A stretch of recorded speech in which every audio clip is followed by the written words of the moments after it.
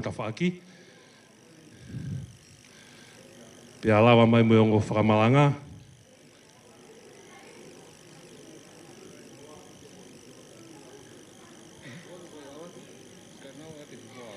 Iyo, tau pia le kai mea, tatopi hike a hingoa alu tapiro. Iyo, ai pia hingoa. Kai te ke tau tuku e ko kau, kai tau tui mui. Te māpila tu matanga. Kai tu mui.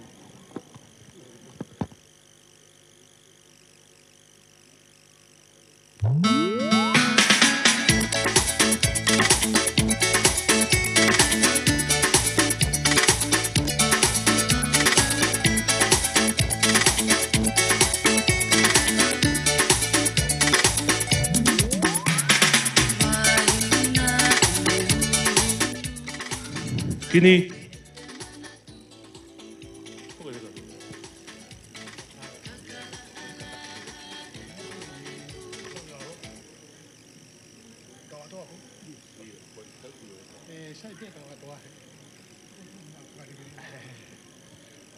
Mone ko koe pena ku te ke whakakaukau te ke silawa o tau tui lalo, kau ke mau o tupen tau wala, ko whakawhia te koe whamone.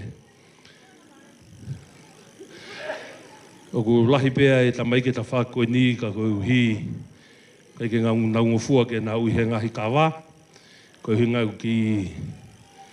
Ko meang meina koe tau kātoa ngā ku whaiki o kalani. Masiwa kakai e ki motua koe ni, pa koe hui ngau ku teu i pēa ka uwhine mui koe ni, ke nga whakato whatongia.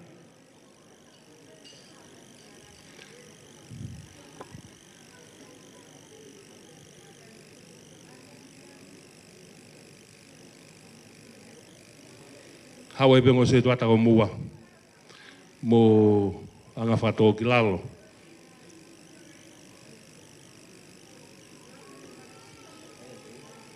Iyo, ako tiki ko ka nang kamata na dos.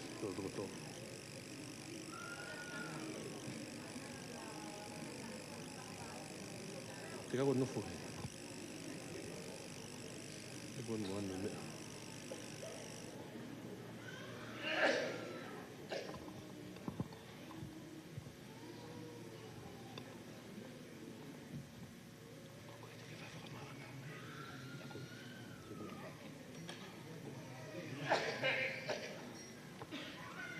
Kada ko hai e ta whako ne whiwhine une whai whakamanga, ko o maupe koe tau kamatahia.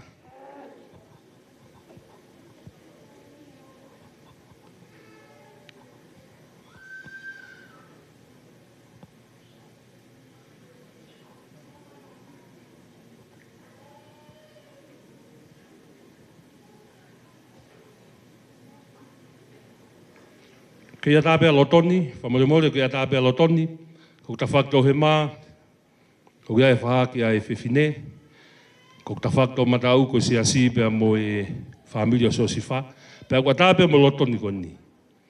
Ka pau ku ke whainga maari e ko hāpea ha whitu, ko ku ke whie noto lege ke iai whai te riha pia koe.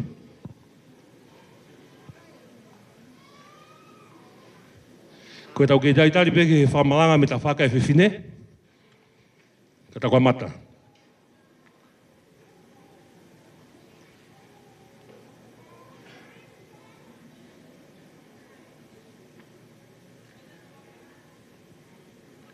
Sai, lolo tonga e tau taitari ki ai, ki whamaapopo pe kau tangata koe ne ta whaka e whiwhine, whamoremore. Whamaapopo pe atahi a mutolu ku ne whakaukau ke ne whahako e whatongia, e kai ke tau tue tari, tō siki, tō muisi. Koe ia koe whakamari koe ni DJ, tukui maa ki hui whasi kai lava mai whae huke ta masi i mari, ki ho no whanga, kau tuki whakahau mai e ta hine pia mo ne whae huki. DJ, tukui maa ki hui whasi.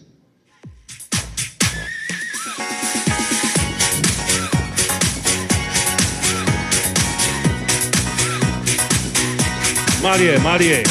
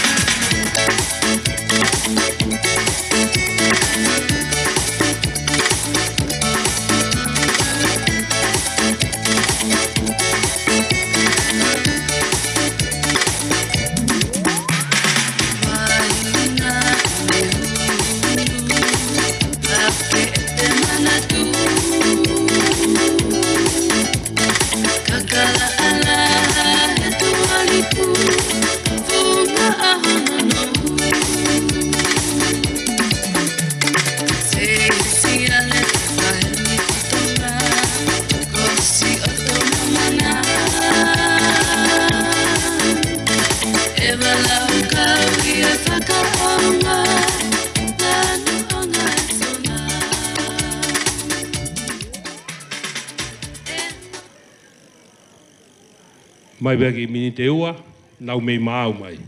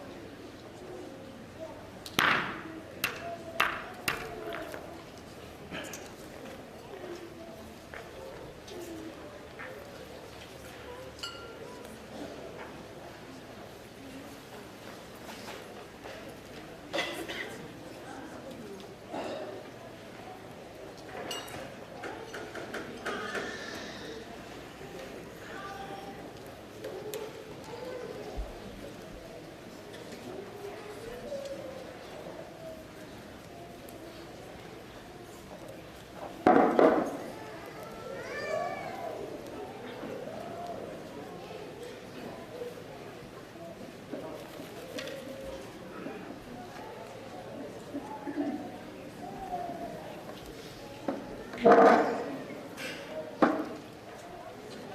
kawe nai tuki. Tuku mari atu pea palu.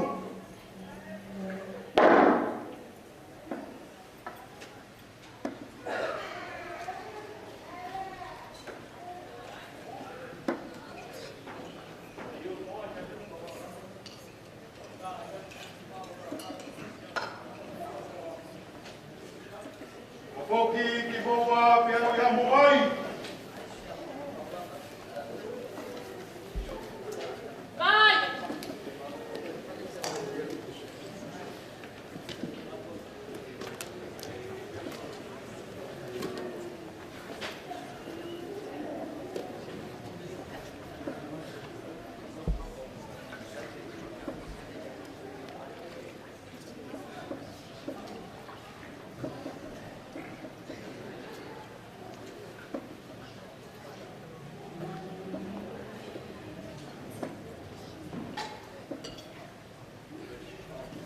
Taha!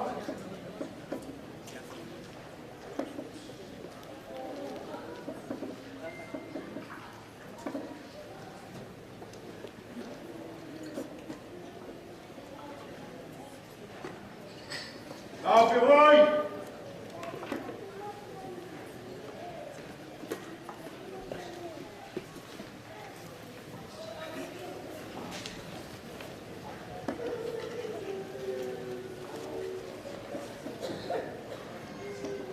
Palu pea whakatatau.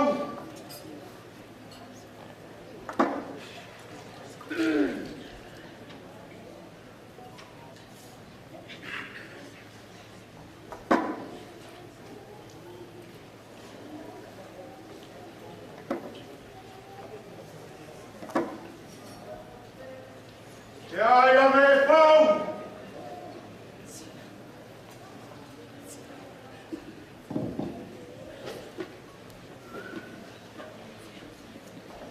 Koe whau e kupulonga. Kapea moe a whio ai o tua o kune tokai mānanga e me ataroa pi. Kapi he oloha hau e aho. Tahine ko Nunia, Mone, Lanivia, Lolo. Kapatu uho o wau. Te peke alofini.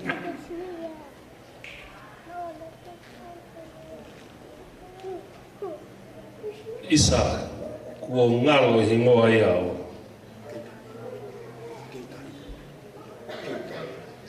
Kei tahi e lotu, pea moe alofina. Tamo ka apu e whakatapu, pea moe tamasiko si o si whāna mo noa ho. Toa ka mone Kava ko le pā. Tūma he ke uhifu atu i tau mua e koe niu te ki fua kita. Ka kau puku hoku hingoa. Pea koe hinga o i ku fotu ke tawa ai mahauinga o e aho pea moe fotunga o e houani. Ko whawhatai ke tui o langi. Ko hiko ne taula mahau te whakalaulau ana tula, te hakosia e ahon, o ku lani maa e mea hana katoa. Te ngana pēmia pe mue tāpu whahi e whiwhikau pe mi sai ne, pe kau patai la atuku, te kau hakai la aku, te langi ko tau. Tahine Nunia, Mone, Lanivia, Lolo. Tala pe mi he ahona ku lere atuai, o whai e ku whiamata mua, kia te koe ko uhiko e tangi mai hoku uhiki, o e ku nofo tāwa. Nela koe whau e ku pulonga, pea ku te tāwa i te au ko toko e ku tatawa pulonga, ai ku manawa hei mo e ku nifia. Pea hon, ko ke tari e ku kore. Pea koe ku wakai atu te o whotu mai, o ku amo atu ai ku whiawhia. Ko tari ai ku lotu. Whihai Marieni, Laminia, mo au ke momenite ko i niu kai ke whakahoko. Kai o tali le rei a whakatangi na ku whai. Pea kou whakamalo lahi atu. Sia kumi, whawhai he eiti koe tahi tamalerei ko ke whai. He nai tongia pe roto hoku whoha, i he ngahi talatala mea na ke whai ke te ia. Ia Mone a tala koe tamana e orunga he kariloa. Pea ngana bea mo koe, pea ke whamore mo le i au. Ka panga ko whea maata mua e kore pea mo whakatangi na e whai, ko hufanga atu e lotu. Ngana bea mo koe koe tangata nei teu i koe pa ke haa e tunga koe nā sia kumi. Pea ku ngomoi e laumari e ko whia. Pea koe ahon ko mamata atu ke te koe, koe whia ka wha whia. Whamao wahe atu sia kumi. Tahi tamarerei ko ke whai. Ko pahi mai e taha, e whatapu o ngoe ke hoko koe lose te te mo matapare. Pea koe ku whakamu pe sia kumi. Te tauhi ki au ke pāngalo taimi. Kai ai beha taimi, e si tangi atoai koha ne whia kaia, ka ke whamore more sia kumi, whawhanga pe he kua tataha e ahoni, kua hoko e ua taha. Weanga pe au whia, na toku mea ka sātai e koe o whiunga mo tau vai, ke te whai mo tau tokoni mo tau tataki. Newa e maanga ka tau atu.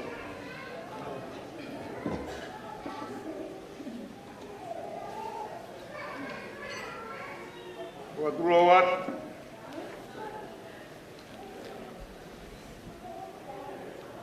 Whakapāpaki he kilukiloa. Oku ne awhio me tau kakapa.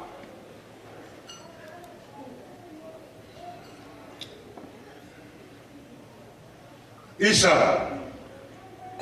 Oku ne iho tau lotoloto ngā. Iho tau i Manuela ia. Kolopuku. Koe whakatapu e ko kakato. Ko kore ke uhu whangatu.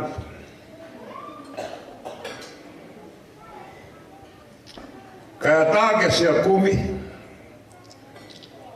Ke ne whakakate whatoki ati.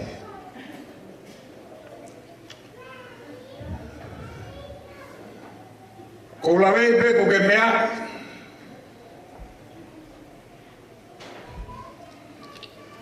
Ko mo tua motu e.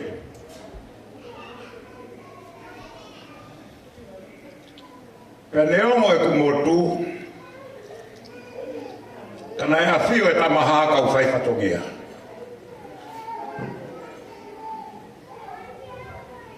Pea ku ilo ai o ki whanga. Koe whanga i tungoa.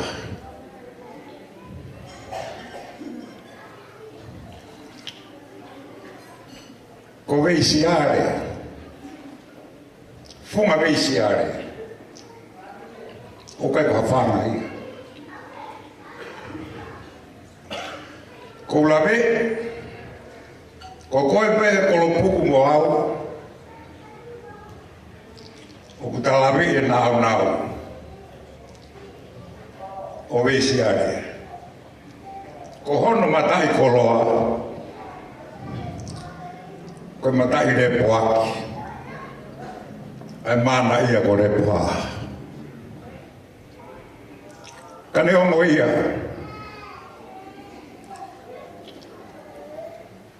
Ia honi. Ko kakato hoku whatongia. Kakato me mwe whatongia tahi ni whai whekau pe mwe siasi.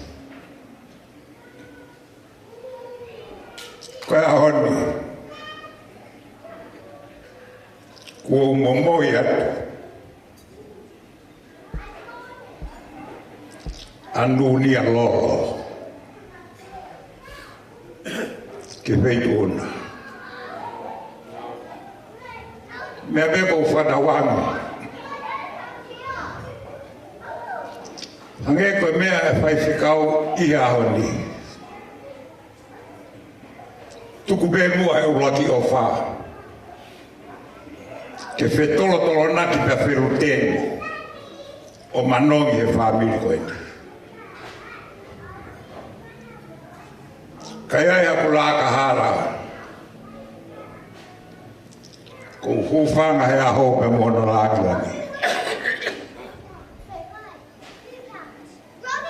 Motu aware ni he fai fatongia. Kana kuhanga pe hunu ke wa mana wi.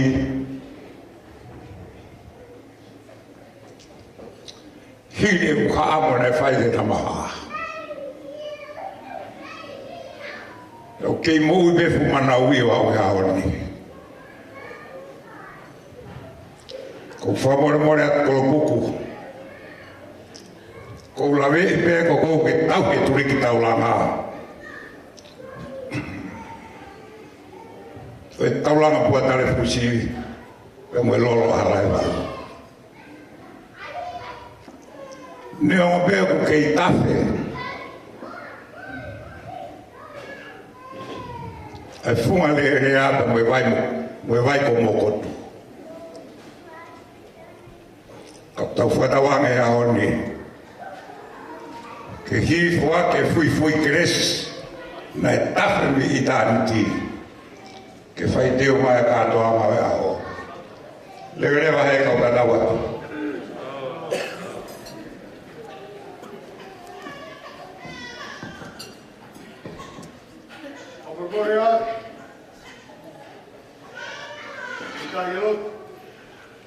Tau pono hiki pe, riko I aho. Ngai Nunia. Kai mieni e kai pono.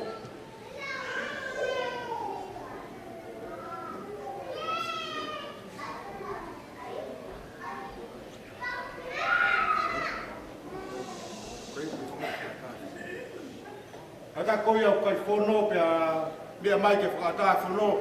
Ai whakatata angia e pangai ko I ke whakakato e Kava o Nunia.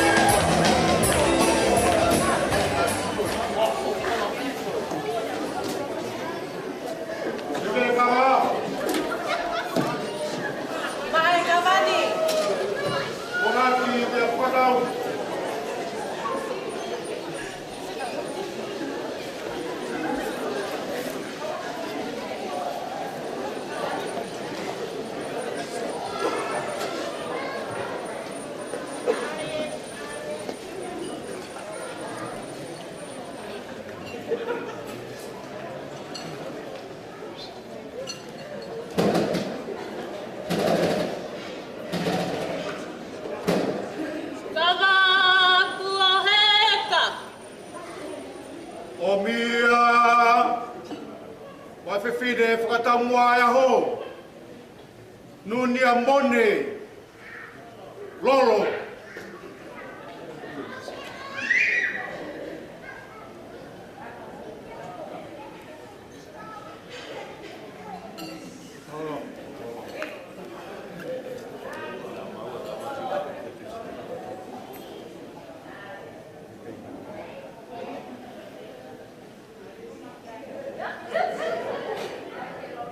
Aine Nunia.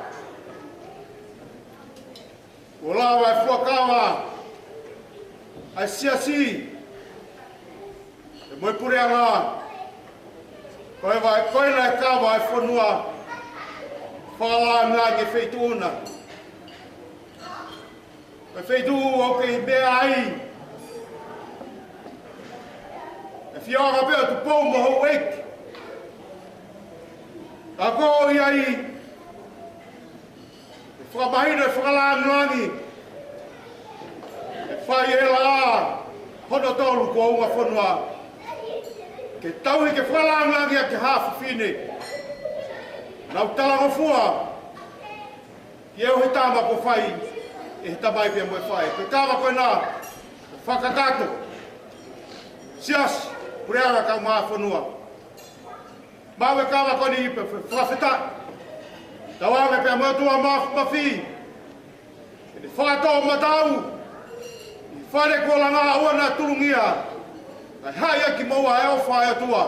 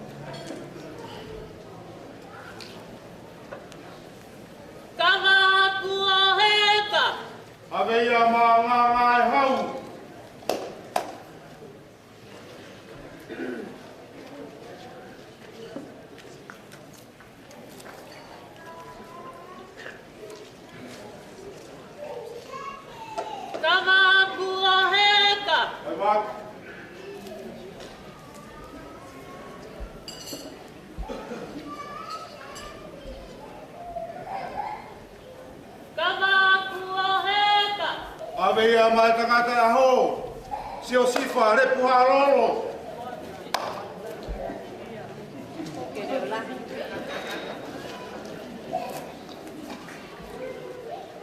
Kava kua heka. Auia.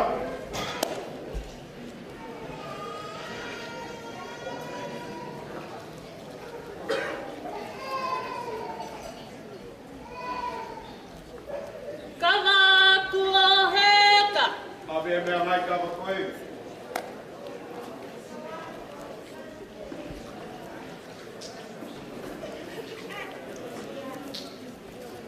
Toi Kava e. Ai tau Kava e.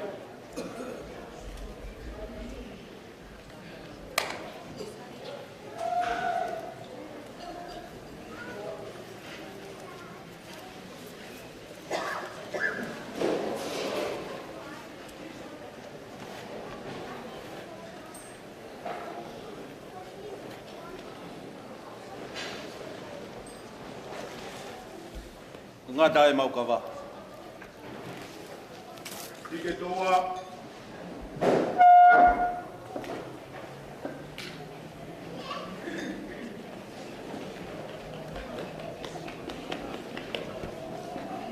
Aine Nunia. Kata ngai mau Kava. Kore kia siosifa. Te puha Lolo. Kata ko pakabeki hino. Pakaha ere tahiti. Dere. Lama pas.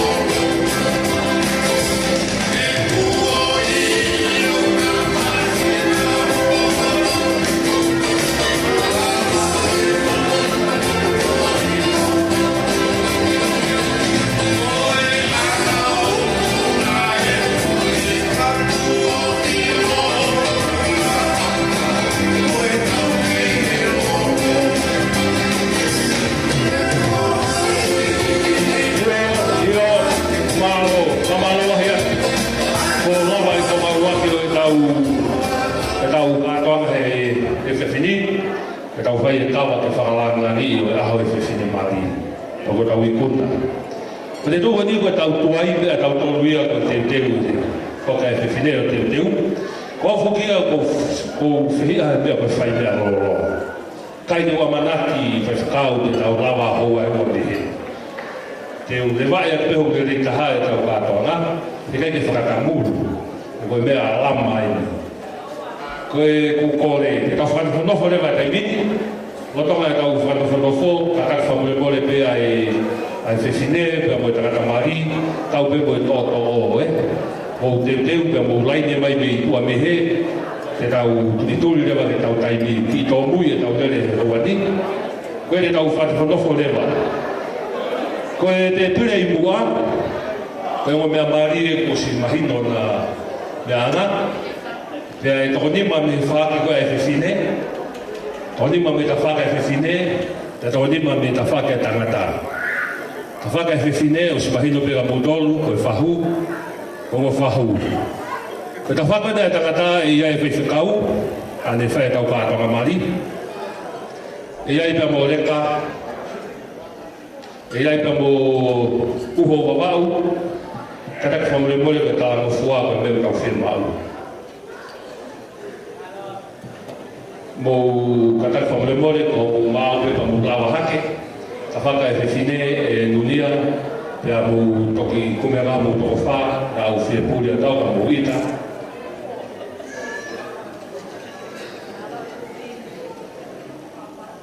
Io Kau, Osilia, Koreka, William, ya algai pa mo si kuaka mo ni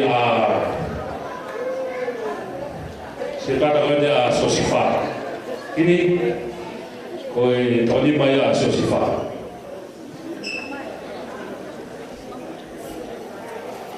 Moimoi au ta mo fua. Ko e te pia nei mua o mea peki ai o toki whatutua kai peho o mea anga i mua.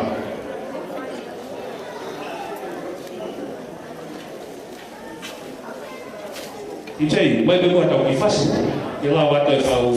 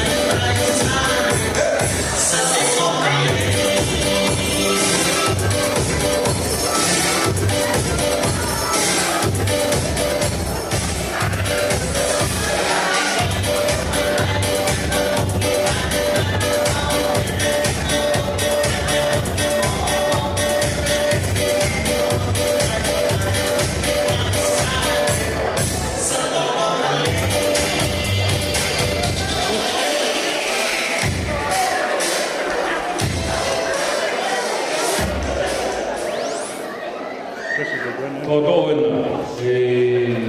Telu, kami tu tuai, lah kami fikir hen.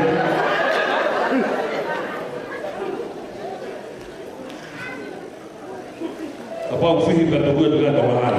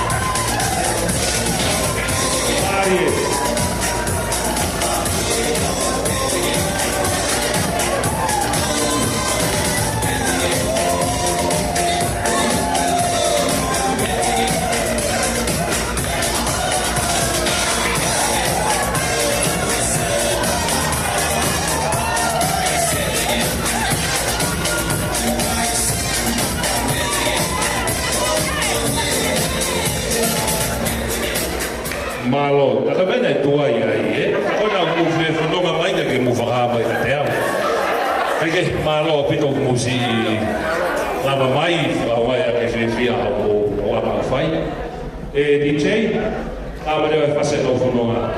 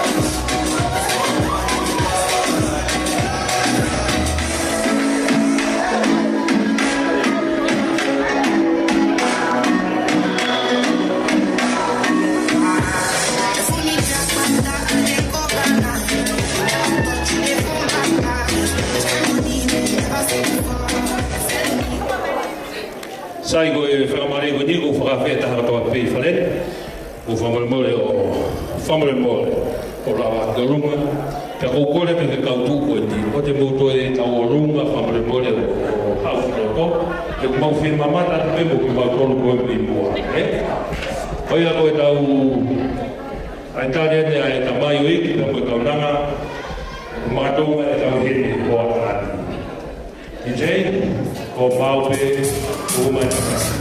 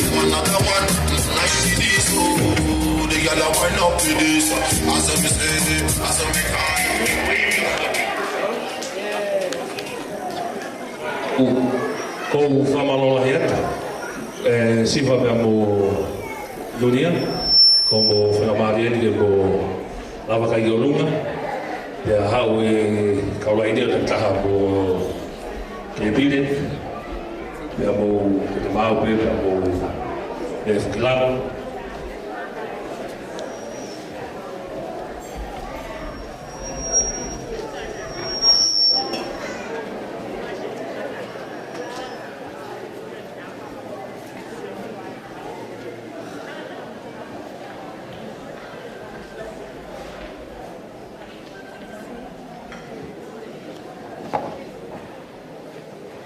Ko kore whamoremore peke mātanga. Ko higo e whakatapulele nā kamata ke tau whio hea honi. I sai o ne, na kou whakapapalahi ke ai. Whekau, tōku pe mua ke uwhanga atu ai. Ko hui e ku hangepewe lawe na ku whane nai. Ko tau whuto mui mama. Ko lawe e peko a pompong ko e a hao sāpa te pāmi. Pea ku te mūtu ni tūri atu. Koe ka hanga ko mautoli nūsi la. Ko lele koe me i menkuriri o ta hau mi pe tonu mo kong uma fuwa wa Afrika ko lawe ho mo tofu fonuan o mama o apito le ko ia ko hina e fina be fa no no atu ai feo te tau fahe ho wani a mo fa mo le iau ka ko le pe ki ma ka te fa tap ko ia ko era u programa ko te mini ko fambe ke tau fa tau ngai ana mo inga e honi ka mo no alunga Ure ka kai mo inga pito e anga tau feo higo he fefini ki tau ki whatonga yang. Ura ki bega te au ko e whinik whewhikau na ne whakato e o wau o e maari kātonga maari a hani. Ko whambe e whamiri, maheni pa mo i ka inga, tau anga maha paspas mai whinik whewhikau. Au whafutaki ko higo e whainga maari e, ko no katake e tau feo ki. Nanga ua o e kakai tonga tau whakatoka ngā i, tau whatonga e mua a si o mātua. Ai o mātua a si wha, mo o mātua koa Nunia. Ko ngā welahi na na whai. Tuka heanga e toko ni atu ko whai e whanau, whatoko ua. Ko ia ku whampeke tau whamauinga. I tau tuanga pe mua ki paspas maki nau. Ko higo e tau ama na whai ta mai o tamai koe ni. Pia ko no tolu, ko whampeke tau ki anga ki whangamari e mai ako ki whahu ko ni te utoki rawe ki ako ki whahu na historia ana yan. Ka tau anga muha ki paspasi mai ako ki whahu ko ni, ka hine ko Nunia, ka ko Cecilia mai, ka hui ko e whangamari o na kaini. Ka pa na nofo pe nau e lawa pe tau katoa na. Ka ko na la loto lerei ke na mea mai hoko e ko whakakoloa. Pe mo ki tau tolu toa pe. Si kau whewhikau ki a uho wawa au whewhatongia o e hani. Mo ki tau tolu kotoa pe tau lawa mai hoa ni. Ko ko wato whakapapa ai te mūtō mo whakamālolo te honga. Tuho mo tainu ka mo lawa mai ke sikato ka masiwa koe ni. Ko ia koe tau o kama, kore ke se tuata reka, hamono, whamare moa, ke lawa mai mua o whakatau lotu, whakawange tau te pere ilo, pe tau toki hoko tuai, i tuku koe tau porokalama. O ia tau awea reka, ke whakatau lotu.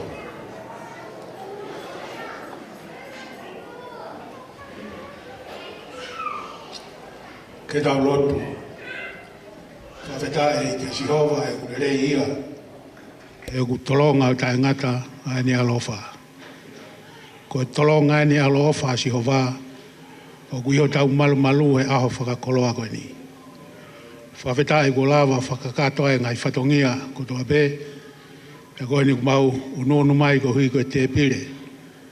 Ko teu he whare koe ni, whamiri, ko hui koe malari o e aho koe ni. Mau kau whakata, he whakawhetai, he ngahi tāpuaki, ko whakakoloa ki talu, mei saione o a umai ki e holo koe ni. Maloto ate o toa, tāpukina mai e whakafofonga mō fia ko whai. Whakaivia, ilo ai e ongo mea mari o e aho koe ni. Ongo whahu, whai whekau, pia mau mamai, ke malohi ai ho mau sino, whakatoa ke mau ngai whatongia, e aha whakakoloa koe ni. E hua whapeho halo, ko siso Christ ka ko mau whamohui. Amen. Whamaroro ahi atu. Ko e tunga koku tau iai, ko ataa te pile mua, na e talamai he pule koe whareni, e sewe ato mō mea kai miniti pe mihene tā nima. Pea koe oku whamare moe lahi atu. Koe tau koni ko sikamata mai sewe mai mea toko ni. Pea koe ke whou ka te a whaunga koe ni. Ka ko tupe o mūtolu koe nā i he ni, mō si ilope. Ai anga o e nā u sewe ato mō mea toko ni. Ka e lotonga tau tari koe nā u sikamata mai sewe mea toko ni. E koe tau rea ko ku whakaamu. Whaampe tau loto lerei, tau aipeha ki lea e ua. Te teu mai pehe e whaamilia ta mai koe nā seo si whae lea e taha. Koe whafofonga ia e whaamili ta mai mo e whae. Pea te teu mai e whaamili koe ni o ta mai koe ni a Nunia tau lea taha. Koe whafofonga ia. Koe kore pea aku. Koe ke hoanga ia o pehe ke whamalohi ai mūtolu. Koe ku kore pe. Koe whenga pe koe ke no. Pakapau ke loto le rei ke mea mai o lea, i he mai ka whakamole mole. O ku tau ngawe a ke tau manga whakaustau e minite nima. Tau aipeta ke minite tolu, ke tau tofu. Ka koku le rea pe kuia koe tari ke tufat koe mea kaini ko ka mata hano save mai. Ka e te teo mai ngolea koe nau whakawhea tu, ka tā maha tau whasi. Ka e osi pe koe apa, whenga pe tau ngolea ke whakato, e ku toe tau ki o wau keke, pia whae tau whakameite. Mea umahau inga e honika te au, koe fia. Pe ku ke loto ke tau olunga paanga, pe tae paanga mea pia koe, koloa pe ho fia. O ai ke tau whieita aki, pia ko kore pe, whamare more pe hange koe lea nagu whai fōu ka te awhungan, kai tuku pe mua ke whai pe ngau e kau kuki koe ni no a te tau mea tako ni. TJ, tae matau ki whas, pa teu mai ngō rea ke whai motoka mua ia, ke tau hoko at pe mo tau taritari ai. Maro. Oh,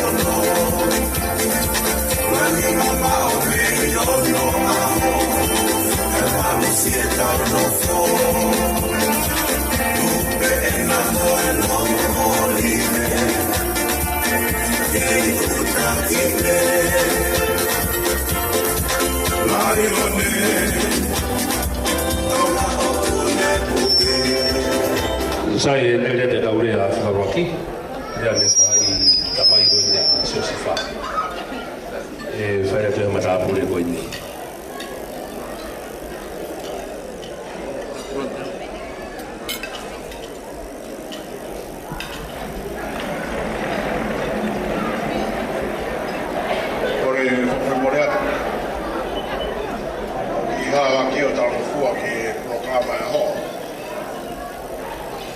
Tapuke a fio e o tua.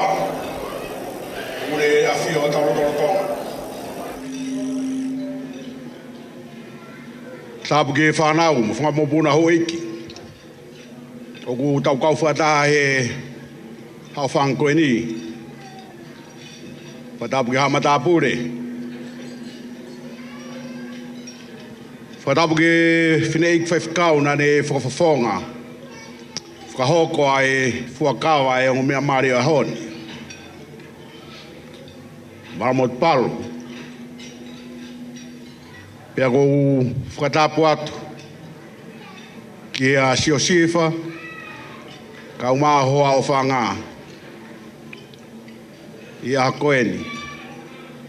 Whatapuke o tangatai whewhikau maa Lolo. Tau kau whakatai a honi ka maa hau whewhikau. Tapuke kau se tuata. Kau whakataha e malari o whakawhiawhia. Kātonga mari. A siosifa ka maa Nunia u tau iheni ai. Whatapuke o whahu. Pea peheke ating mautolo kotoa pea e ongo whamiri. Ongo mātua a siosifa.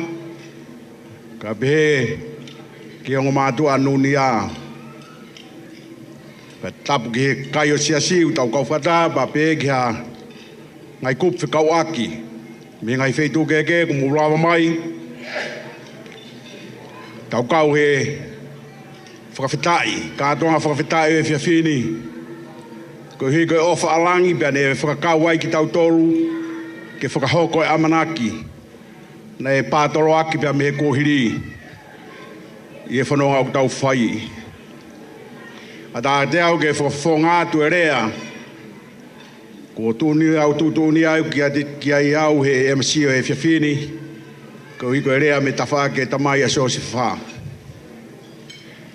Ko e motua ania, ko e motua au tai iloa. Ko e hingoa ko ngawe aki, o kuipe ia ko turik taulanga. Ka teo ki tāno a sipe he mahe hao whangani, ki he tupuanga o sosi wha. Ko siosifa o kui kai ko harei mātua ia. Pea koe me ea o kai ki anga i rei mātua ai he kai ko harei mātua to tonu a siosifa ia. Koe talavou ia koe ni koe tupu e ni whangakuia na ia me motu ko toku. Pea uteke ki ataha ia tene lava heni o sio i toku. Tua toku ia e waha o wawau lahi pa me alu ki niwa o tua e motu ia koe ni. Pea koe hiko nofo mamao na e whai he kainga ia koe ni. Pea whai ai ai whaingata ia Moimoi nofo pehe. Pea nau whakaukau ai ke nau whetukutuku mai ki wawao. Pea hau ai whangakui ai whohakoeni. O mai oro nofo heki motu koe ko uturei. Aia ku iloa koe turik tauranga. Pea koe matapa aia koe ki motu eni une toka ngai. Ai turiki ai wafu ko pua tare fusi.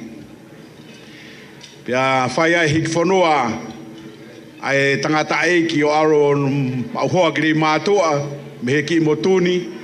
Pea mau tutupu kotoa hake ai motua lahi koe ni tangata eika so si wha ka wai mo motua koe ni mau tupu ku mau itori rei mātua. O hange ai pe ku mau rei mātua ka koe ke ngaro mau tupu anga. Mo fumaka.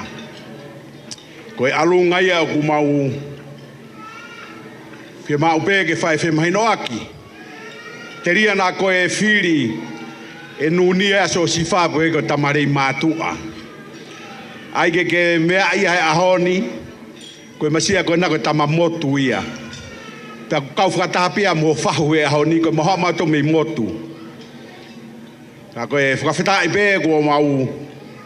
Koe hingoa koe na o Nunia, koe ka hingoa who'ou ka te au. He koe whahu o Nunia e ahoni, koe whiwhine biego mau o whianga aki. Koe hui koe mau tupu whakatahapi i wawau, pia o mai ne o mātua o ngā au e whaiwhikau i o kalani. Pia mau fu wao fi au pito ai, i e whanonga mau whetauhi aki na e whai. Pia te whanonga talanoa pē, koe hui koe ahoni, whahingoa e whiwhine maari ko Nunia, pia tala mai pē koe whahingoa e Nunia. Tala monu atu, Pea ia e pea loto lahi whiunga. Kenge koe whiri ko whai e so si wha. Te uwhawhawhonga rea honi e taimi koe na mau kei whatamai ki ai. Nei e whainga wainga koe mapu. Pako na tula e mapu, pau ke tau o mai ka pau ka toko tolu toko wha toko nima. Sai, kohi e fulaini fo poto poto. Tau whelotoi ke tau taki nima e fo i mapu. Ngau e ki pe rei, pe koe tui tui, pe koe hape mea ke whea ke tau wainga e whatamai ke ko taimi koe ia. Sai tau taki nima, awe ko toi e tau mapu o tuku he fo i loto maari e fo i se koro. Pa tau o mai rewa tu ui tua. He tua laini o whae tau wainga. Pa koe na tula ia wainga koe a, ka kovi ho whana au, o kai ke aula fo i mapu ki tua me laini, he kai pe ke mau hau kai au. Ka koe pe whahinga ia na tula whana tau pe nau tolu. Te nau whana pe nau tolu ia tau pe aule mapu ki tua. Ka koe whakatutama ke kau tama pe he, nau whainga pe ke oua au pito na nofo ene foi toa i loto he loto laine. Pa koe rewa ere ai au pe he mai me kau tama koe. Oa te toi whana he mapu, whana i ene toa. Ui he koe ne alupe ene toa ki tua ku mate, koe mea koe nei loto mo mea koe une mau, hau katoa e ka te au. Koe whakakau ia, nā ku nofo whiwhiri ake he whoha koe ni. Koe modua u whakahoa ia, koe whikaua pe eni ke tamai a Sosifa. Sosifa, ko lawa, hake koe whakalangilangi nei whai he Kava e ahoni. Ko lawa e whatongia e o i siasi, ko lawa mo whatongia e pure anga ke ati koe whongo whamiri eni ku tau heni ahoni, koe toe ni ho tauhi ho hoa, koe whakakau, o take toi whana horo mo more ho taimi. Tau pe ki he toa, he koe mea e te ke mau ko toa e mea o ke whakamu ki ai. Pakapau ke whia mau ke i tai mahino ka te koe toa, tau ki he iko si sukalaisi. He koe mea ko toa pe o tau kumi ki ai i he whanonga o tau whai, koe mea ia e tama ko ia.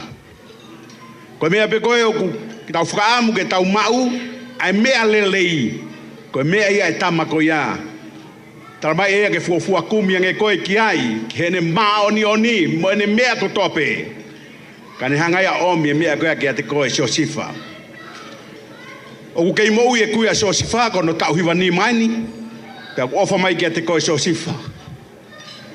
Ofa mai mo whangatokoua koe ke lava mai, ka pehe ke fine motua e tahau kei nofat pe nusila koe ke lava mai moe ahoni.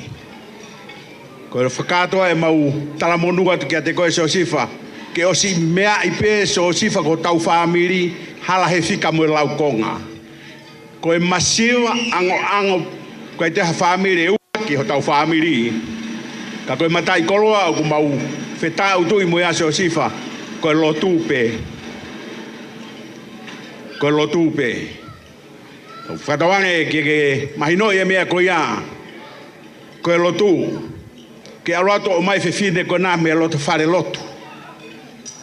Kakai au na wanga e tauhe lotu, tauhe kakai ai o tua, hola pe ke whitu ko ia. Ka pau kei te ke toe whanongo koe ka re la mani mo o peti, hiki pe koe o whanongo ke tangata eike a Nunia, pe a kou pou pe kai Sosifa. He kou tui pe au koe mea koe e atu e o peti ka koe mea peia e o mai me loto whare o Nunia ke mo inasi ai. Ahoni kou whamalo atu, whina i whaifkau. Nā ne whakakatu whatongi ahoni, ko hiko e ngāwe lahi ko whai, tawangi ki atu iwi o tua maau, ko hiko e ngāwe o ke fuesia i he vai whonuani, mau whetau tui pe me Nusila, whai ai pe whatongi ata tau, ka hange ko e lau, whakamotu si i pia e ngā ue ia. Koe ki hange ko mou toru he ni koe whanua lahi. Ia ulahi mea ko toa pe ia. O ku mou fua, mo whatake whatongia ko ia. Whatawange ke hoko mai a pongpongi e koloa mo e tāpua ki ko teu he o tua. Hono wike whakaosi e tau whanonga ia. A ene whanonga ki e kolosi, koe whakakoloa ia. ke whanonga mo e pilikimi ai whahinga tangata. Kai ke u mauharea whiunga. Wahe atu ma mautoro mo whakakatoa ke rea koe ni. Whakau atu pe ai mau ofa. Ke te mautoro kotoa pe ku tau kau whakataha e ahoni. Tuku ngahi ngā whatongia ka mo mea mai. Ka hui ke tau whakaha ke talavou ka mai whiwhinmoi koe ni. Mo langa whare ko na whai ai pou ka kato tau whai. Mo hiki ki nau awe ki he eiki. Ko hui koe hao anga pia pa mo malu anga he tau tangata koe ni pa mo whanonga au tau whai. Tau anga pege tau ikuna e whiawhini.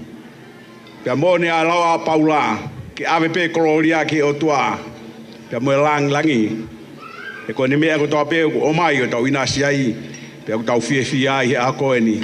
Levele vai whakahoha kau tau atu. Maro. Whamaro ke rea koe ni nai tuki osi. Pea koe ta whakoa le lamani mo peti, kai ke toi whaima au ke whaimeha rea. Te reu mai rea me ta whakoa ni a Nunia, i he hiripiki whaskoni ko o maupe ko o mea mai pe hoko atu ke rea ko ia. TJ, mara kui whas.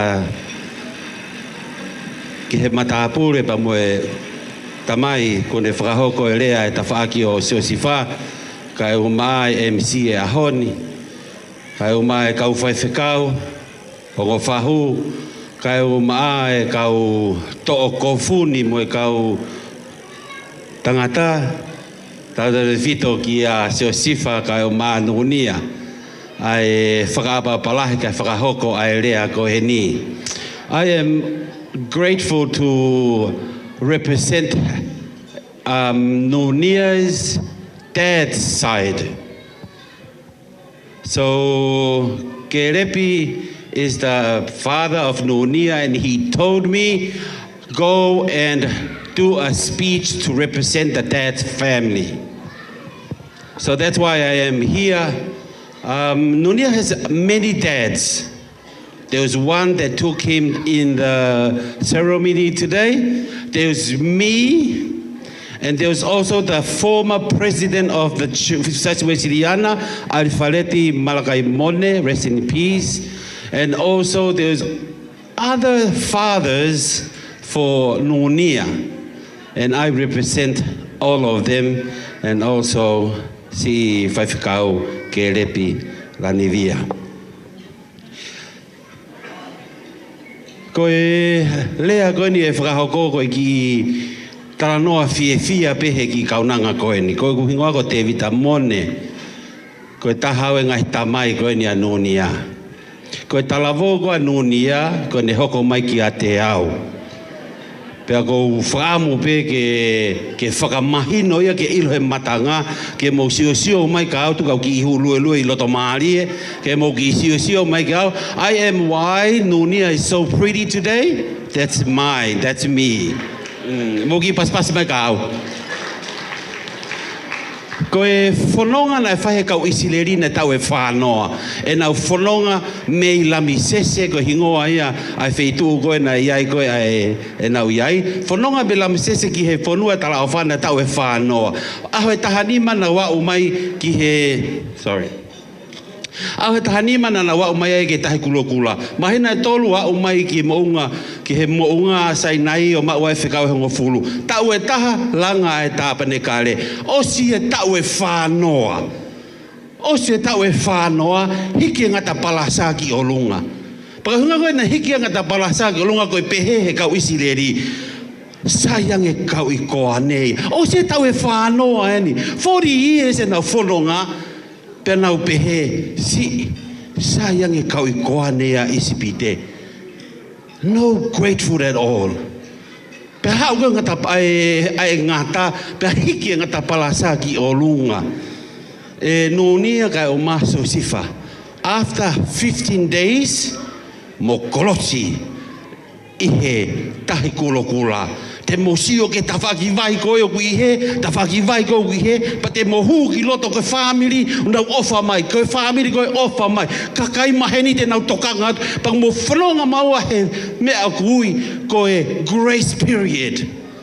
Koe uhi o ku mo whanonga maua koe ose aha tahanima, mo whanonga tahe kulokula. Ose mahina e tolu, e toi tō kaki ate kau whai whekau, pa mga tamai, ai wholofola, e o tua e whekau e hungo fulu, he ose mahina e taha e tolu. Ko nea koe tau e taha, ko whokotu homo tāpane kare.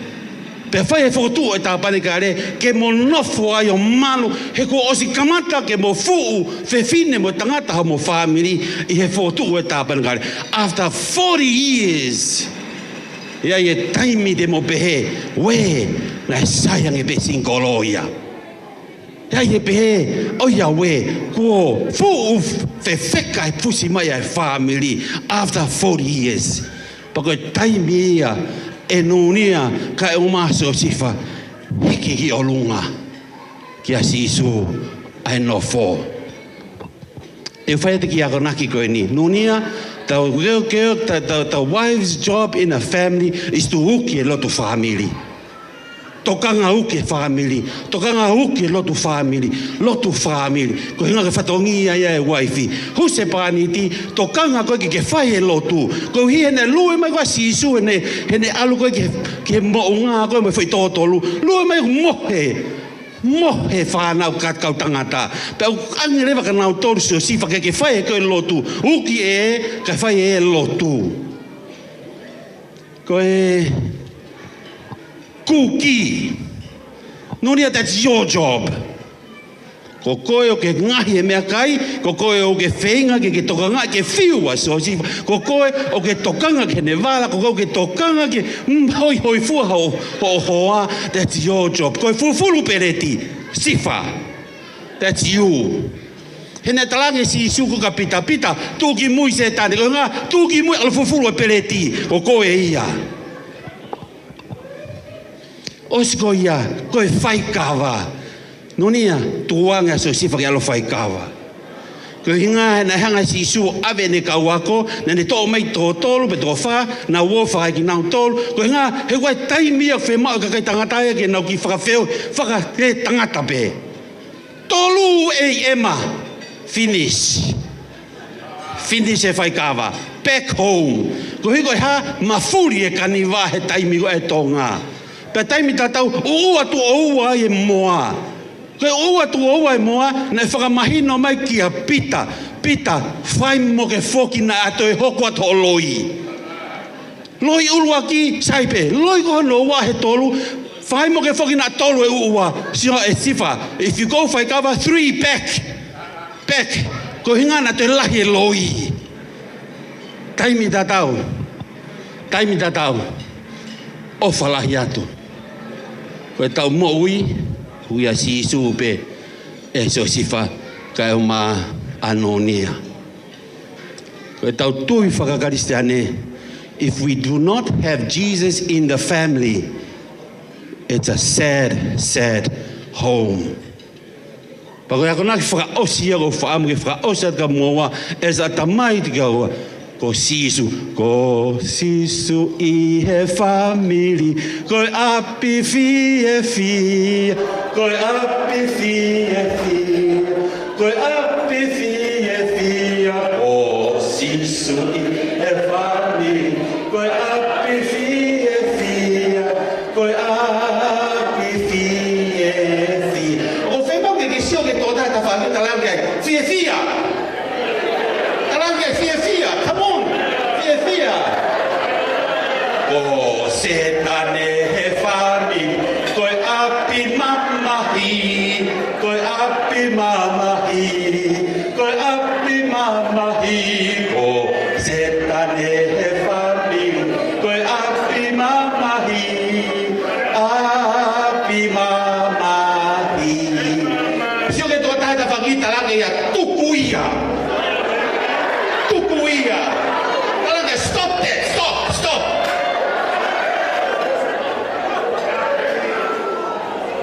Let me finish off with this story. This story, I know it's in the Facebook, but I want to say a well-known woodcutter that could cut a tree within minutes. And he went at work for a company that wants wood. And he told the boss, I can, whatever the record is, I will cut many trees as I could. I could cut 20 per day.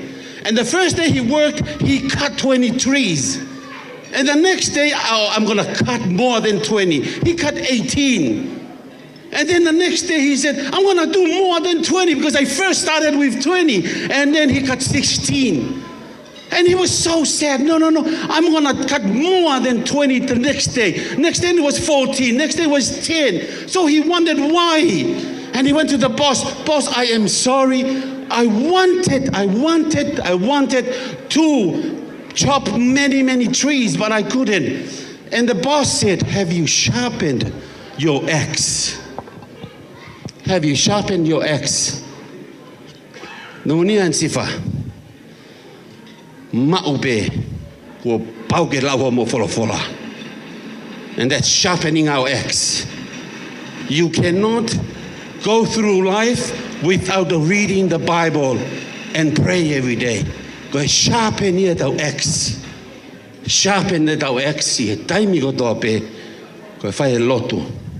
Go fai lau fola. Wai ki hiva e tamai whalau maari ko si mama o atu.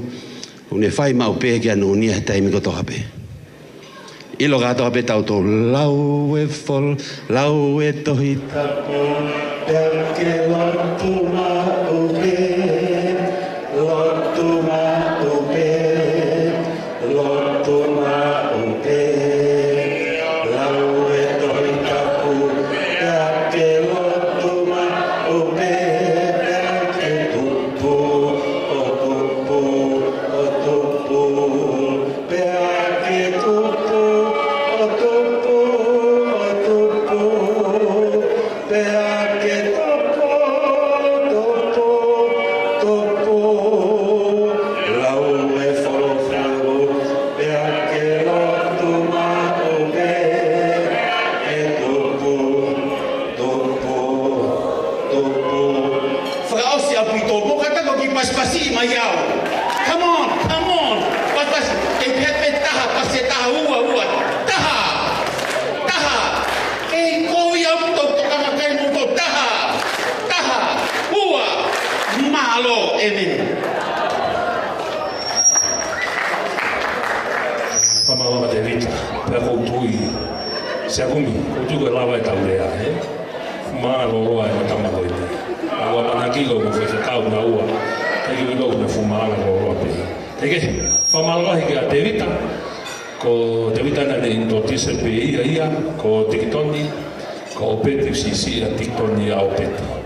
Ko naua na whae rea, ko tui ko kakato rea, ko tei mini ko e tau po, tau o lunga pe ke tau whiawhia. O siko ni, ko kore tu he ngai whae ko ni ai sinkeke ko ni a Nunia, kata ki o whakato I he ospe mea.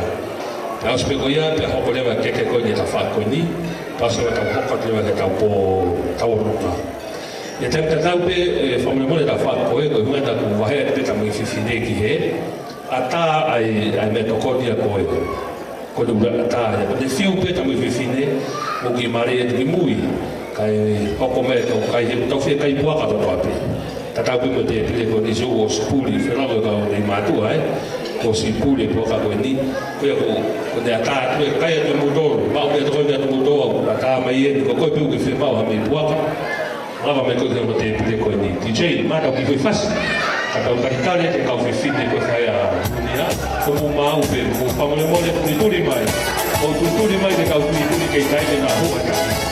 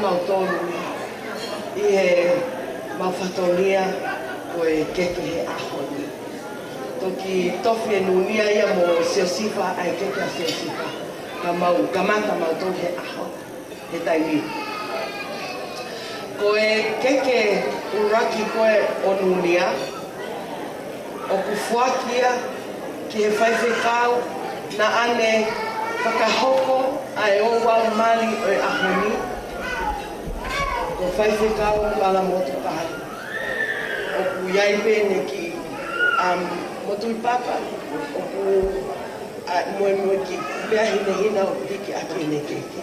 Ma whamalo at whaiwhekau I o tokoni na ake whai he ahoni ko I heard that makes a lot of sense to Josefa and Nunia as they embark as wife and husband.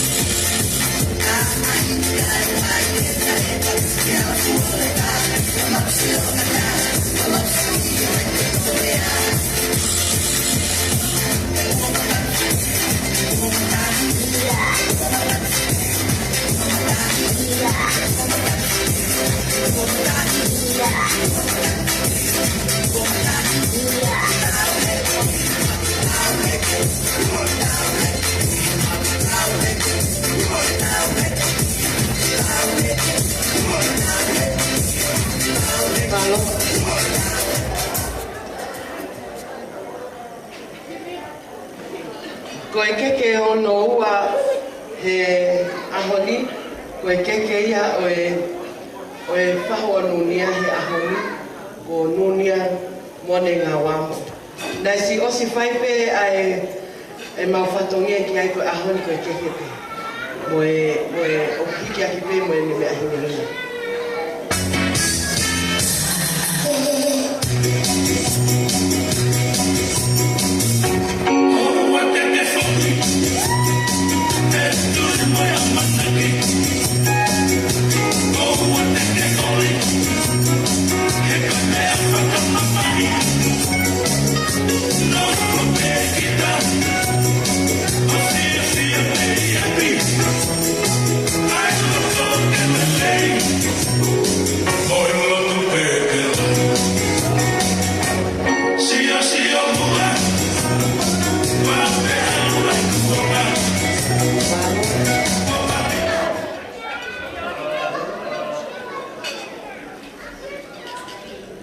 Koe keke ono toru, oku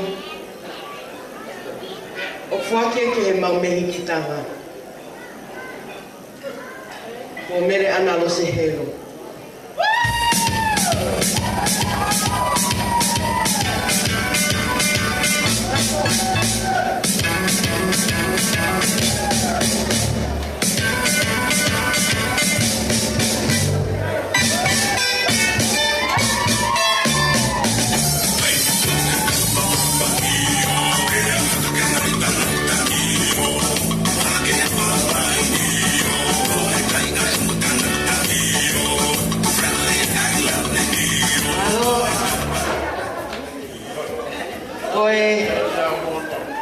Koe keke ono wha,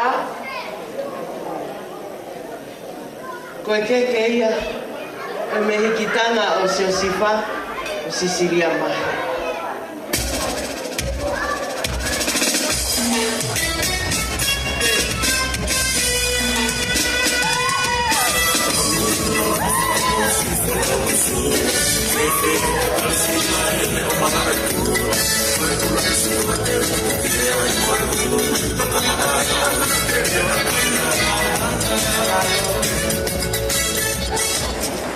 Pea koe keke whakaosi, koe keke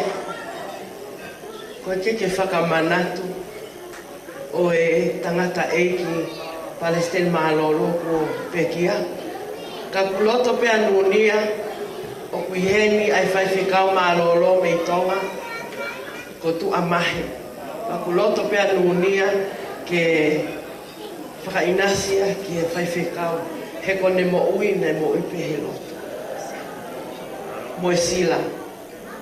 Wa pena ta hanga ia e fatongi e whakapae o Nunia. Alo,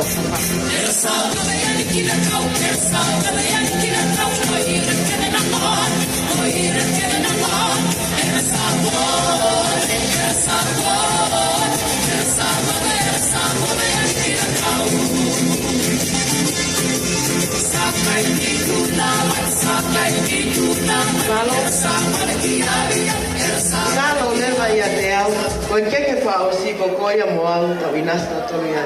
Malo a.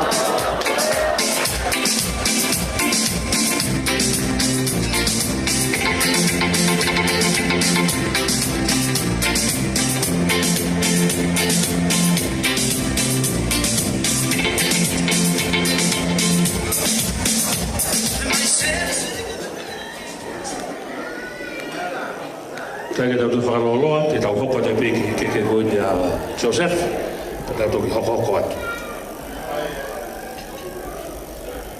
Tuma ke u whakatulo atu pia moi hawhana. Kau tongia e whatongia o e ahoko e ni.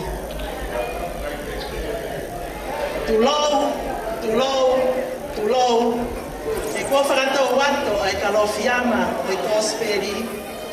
E whakamui whanua o i tā noa a hina. E hao whamani. E asingai e kupale i a tama. E nā bibiri ki he eiki ke omi hawha. E re mā whana si e kutama. Oke, nā kuhui pē. A honi. Ko whaiwaola si hoa. Ma aku. Aha pē o i whakawhetai. O i tupu koloria. O i keke a sifa he aho. Te o sifa Lolo he aho ni. O hiki a kia e sāme te au whāni ma. Te whakahiki i koe e hopu o tua. Te whakahiki i koe e hopu tui o tua. Pea te whakamaro i aho ua whā o lau i kuonga pea tainata. Ti chei, tā mai rua hopu whasi. Si o kuonga ane ko hopo i mo unu e kai. Te whaki kete. No si whā.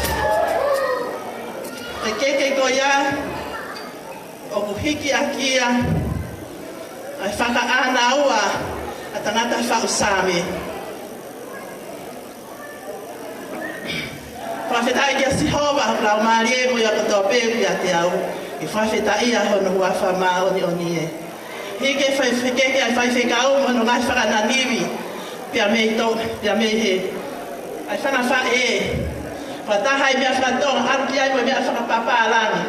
Pai whikau. Koe loto ene whakawhaea a sio sifa. Te mau kei tuli mui be e mau o whaia te koe. E kai peke ngalo koe hataimi. I he whamiri koe ni. Pe he me api ko kau kiu. Halamanga no lima toa baba.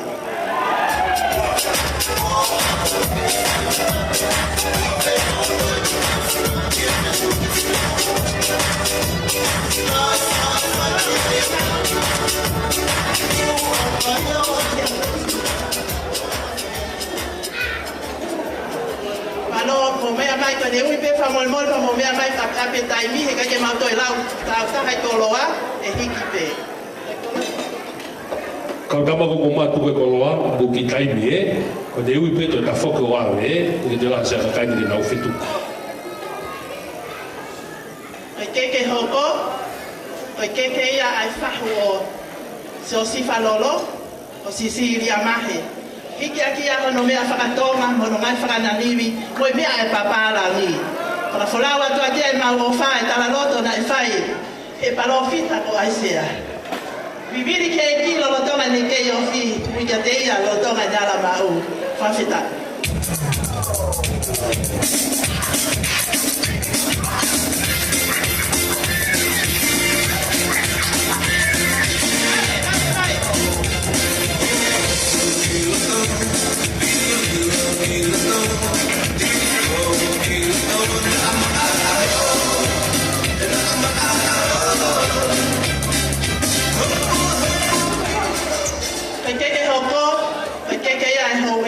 Yang foto.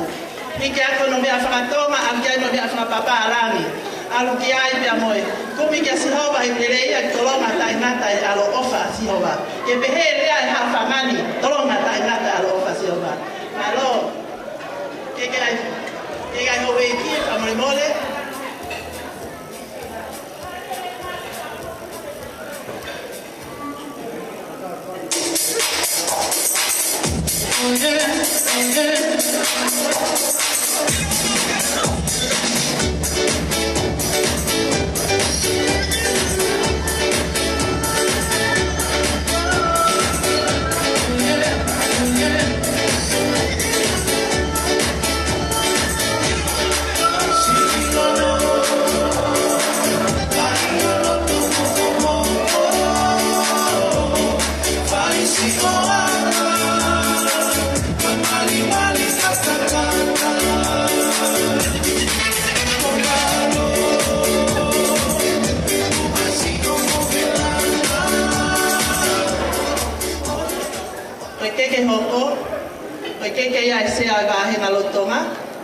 Se tuatarahi al bahe na lotonga de kahamono.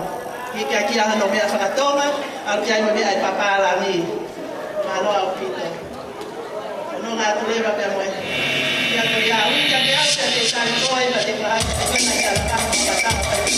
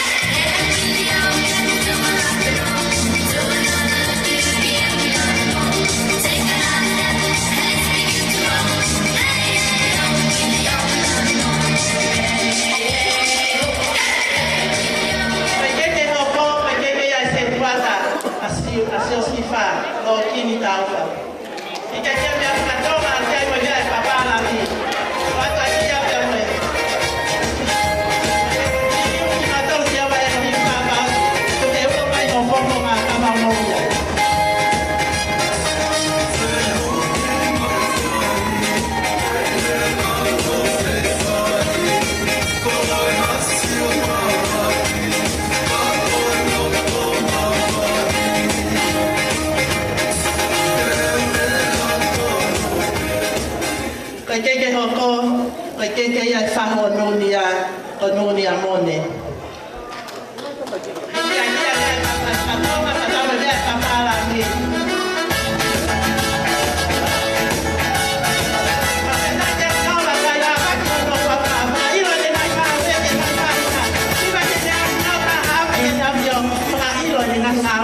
me ke pole pole ha ko mi ki asihova. Alo mai ai to ta to dia matia. Alo ke fara osi ko ke ya me and I. Sorry, me and you. Mole que mo vea mali que mo vea mai e to fio mo que fa mo mo.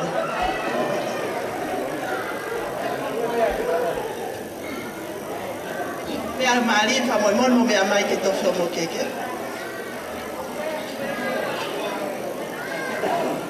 Mo vea mai que va con fiesta o lunga. No ta mana.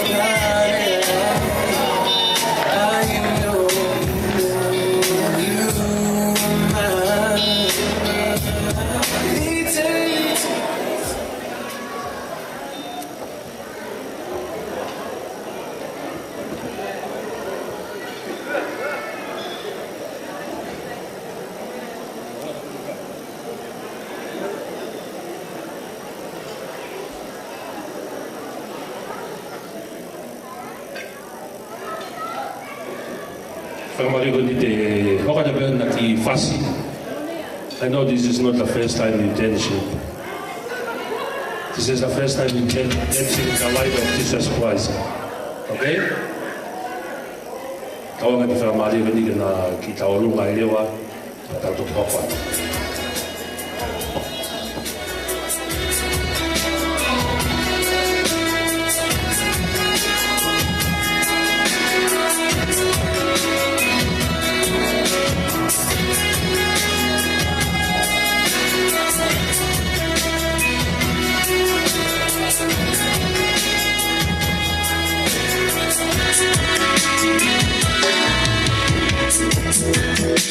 Always have been my crush from the moment I laid eyes on you.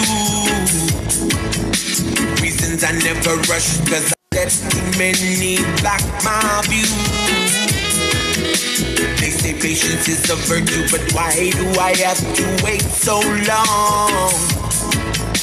Maybe to last forever, it was destiny to write this song. Now that you're mine, it's worth it all of this time. I still wait 1,000 years for you. All my sunshine, want you always by my side. From now until the end of our lives. Standing right here before me is the promise I will make for life. Dreaming about this moment and the day I will call you my wife.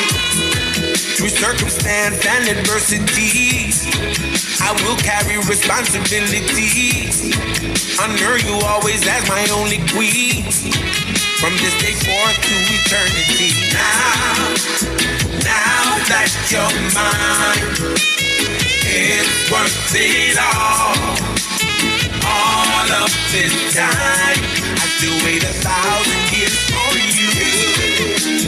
Are my sunshine, want you always by my side, from now until the end of our lives. You know that I will always be there for everything you want and more, all through the bad times and the rainy days and storms. My prayer is that we'll always hold each other down.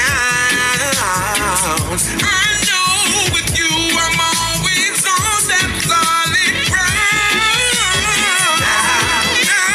Now that you're mine, it's worth it all. All of this time, I still wait 1,000 years for you. On my sunshine, but you always by my side. Now until the end of our lives.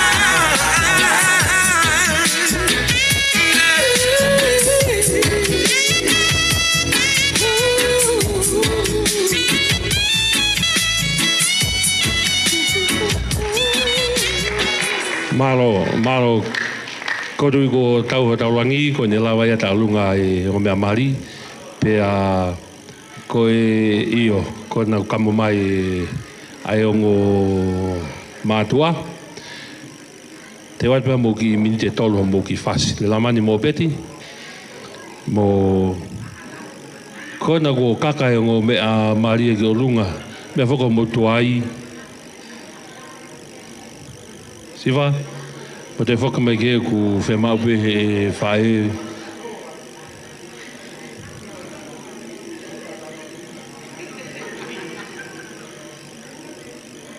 Hau le mani mo beti, mo mai ke te watpeho mo takimini te taha mo konga. TJ, tuhoi mai, te pure pe au.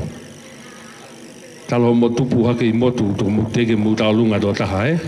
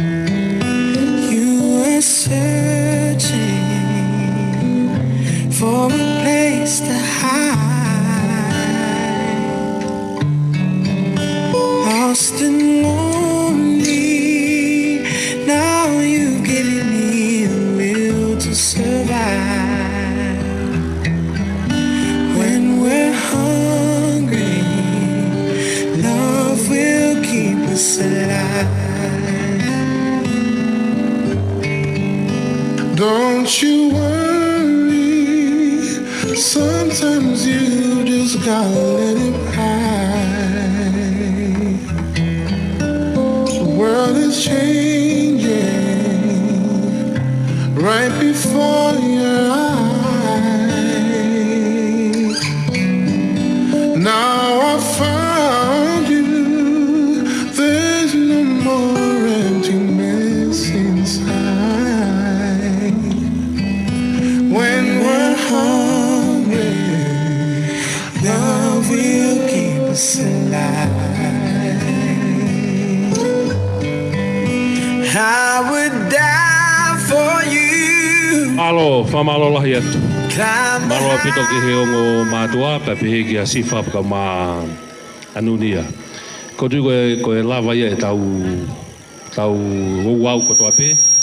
Te ko whamone moe lahi atu ka tu mautolu koe na kai ke ui ha tau koloa. Na wamana ke ui e ui e tau koloa, e ku koloa. Ta koe ka ki ui au koloa, ka e ui koloa. ka neo ngoia ko whamalo lahi atu ki si ngai whae. Ko lawe i peta whako ne a Nunia na si lawa peo whakakato. Ai si honau whatongia. Pea mou katak whamore more. Atu ngai maurere mai me lama. Mau whinga peke mau show off ke mo uru mau koloa. Ka ko e anga pia e tau ngā ue ku whengata e whet lere aki holo. Sai pe no mai ki henge tu whatuai. Pea ko whamore more atu ka uanga whewhe. Mutol koe ana e mufkama maha mukoloa whamure more atu koe ngata anga pe si te wanga i whae. Ko ia kou tui koe ne lava le reia e tau ngahi lea, lava moe o waukeke, lava moe kawa whakafofa. Taimini. Ko koe peu ke whakapapau i o kulai hao tau o lunga. Koe tau talunga koe taimini koe tau taunga whawhiawhia i peo mea mari mo nā ho. Ko koe peu ke whakakaukau kulai hao tau o lunga. Pake teu teu mai. O ku he ku pepa e dai mine li si ko e taulunga tahafitu. Tahafitu ko ia e min pe e tolu noa. Pea o te ke ita maka te au tau whengawe aki ke mao ha tau lelei. Taulunga whakawa. Taulunga whakawa. Whai he whaho kone o sio si wha. Pea kone o si pe ko ia ko e taulunga ko koe pe wawe mai tau alu. Kai ke te whakahoko hoko ia. Ko koe pe kula ha taulunga maa whana hoko mai. Kone hao e pure kuki o whakarea maka te au. Ko osi takaitu o ua. Tufa takaitu o ua. Tamaya ko osi hano iwi. Ko koe kou ke kei whe mauha mea tokoni. O wha mai ko mea tokoni eni. Hawa mai koe ke ai o toa te pua kawhi mo whao. Mo mai o mai mea tokoni koe ka pau teike mo ngoi mo whea maarie. Ko ni ko hae pure kuki ko e lawai nau teu teu. Ka koe mea tokoni eni. A tā ko whātātu e au. Ta wha koe. A tātu e pua katunu koe mo e mea kaipena koe te epire. Ta wha koe ni. Ataia. Ka tau hoko atu he taulunga. Te tei tuku maa whasi te teu mai e taulunga e whahoko sio si wha. I he taimini.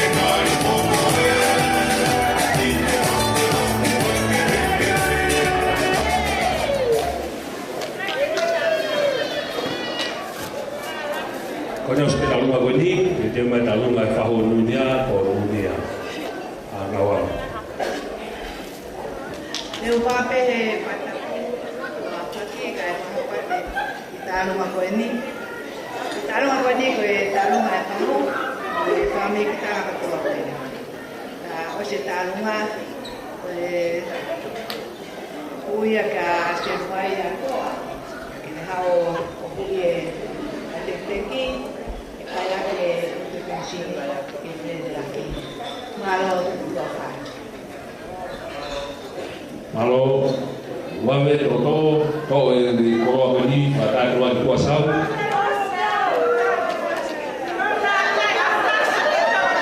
Wawe kai maha pas DJ, itu akan koroa.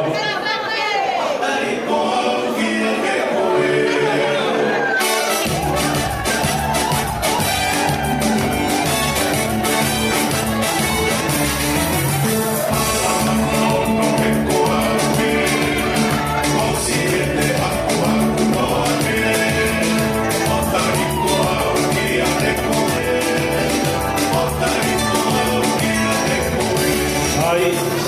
mai tau whasi. Tau whasi.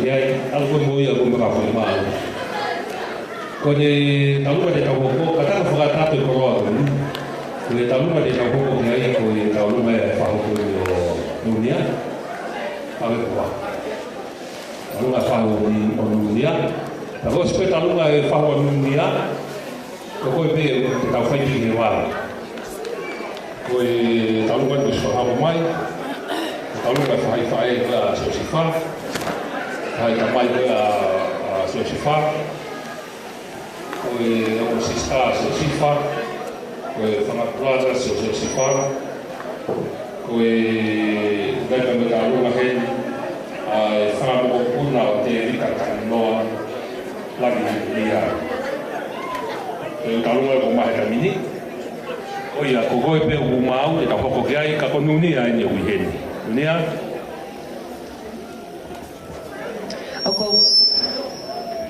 Oko kore ke hu panga he ngai whakatapu, kai atai ki he whine motu ali, ke whaha ki whakaunia I he whiaki.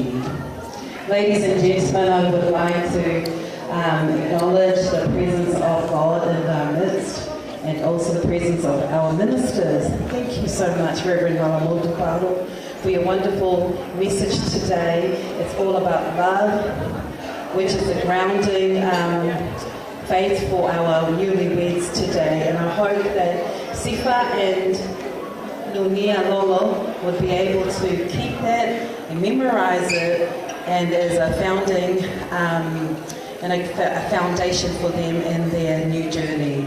Pawhetai pe ke eki e o whakowhai, whakowha mālo atu. O ko apa lahi au pito ke whamiri eiki o e whaiwhekau ke repi hau mono Lanivia. Pehe ke whaiwhekau suri heru hono hoa lose. O e whamiri eiki kotoa pe whakamālo atu i e whakalahilangi o mo whai mahau ke whamiri. Kainga ko si hao pe ki whamiri Mone o mau whai te riha ka si kangutu pe e whamiri eiki a ke repi. Malo e lotu mo oni pe malo e ofa ko mo whakalangi ngai ko whai. Koe ki I whatongia pe I aoni ko ka whatongia whahu. Whamore mōre ko ki mautoro ko rere mai mei wholaha tō ngā tapu. O kui ai ka mau ka ainga pe mo ki whamiria so si wha o tu rei ka ainga koe ni koe si whamiria mau whae. Pau mau whawhetai ko hi mau lava mai Nunia ne o koe ki hen halo Lolo tōma teo. Ka koe whamiria ke repi pa pe ke whamiria unisi. Koe ki I whatongia mo ki tuunga mātua mo ki tuunga whine mātua o kuiheni koe si ka waha mai me weringa tōni. Ko hinga koe whatongia mo maheni na e whai pa I mo Nunia Lanivia. Au kuiheni whoka e whaiwhekau to ke tālo siare waske se ke tāne wa whonua pe pe ke whaiwhekau te vita Mone. Ko kore whamore atu. Lo siare whamore te ke lava o alo me aha ke mua o mai e whaiwhekau tu a mahe ke si kau ke ni hanga whakalai mangi e tau ki. Ke lava mai mua ko tau ki ta o longa e me whamiri ta mai a e whakau whaiwhekau na na Moimoi mo kau ngā whanonga mo ke repi. Kainga, ke repi and my parents were very best friends. Not only that they were not blood related, but they were stronger than blood relatives. Since 1970s, both of my parents and Kelepi were so blessed to be united, and from there 30, 40 years ago, this is the product of today, having all of us to be here to celebrate the wonderful journey and the wonderful love that has bespoken on our newlyweds. Ko ki whine motua o taonunga, ko ki moko puna pe ia e tangata eiki, ko e ta Mone Junior. Pea kohono ki tō ngā ane, pe ka whaaki, ko tui kupulau, pea ko ki ka maio eiki he tō he mā, ko Mātiu Mone. Pea wai lewe ki tōnga kaunanga, ki mātua me mui, ko Arifaleti Malakai Mone Dublin Junior. Feleti, can you just put your hand up? Ko Feleti. Wai ki whine motua ko me weringa toni lei mātua ko kainga motoko, me le mita havea. Pa wale mo o ki kaunanga si kuini kona mo lanpulo, tika ke na mauhoa pala motu. Na uiai haki ni iho a yuka motolo o wata ko enu kene. Pa tuko kehe lewe foi mana ia me sia ko koe i o mo, ko Solomoni ape. Tue. DJ, please. Dai me peko faslahi, koe aho pe ni o faslahi. Malo. Koe ki takapau koe nā atu e ma Unisi, koe aka whatongi a malo. Unisi, takai atu i koro atu nā.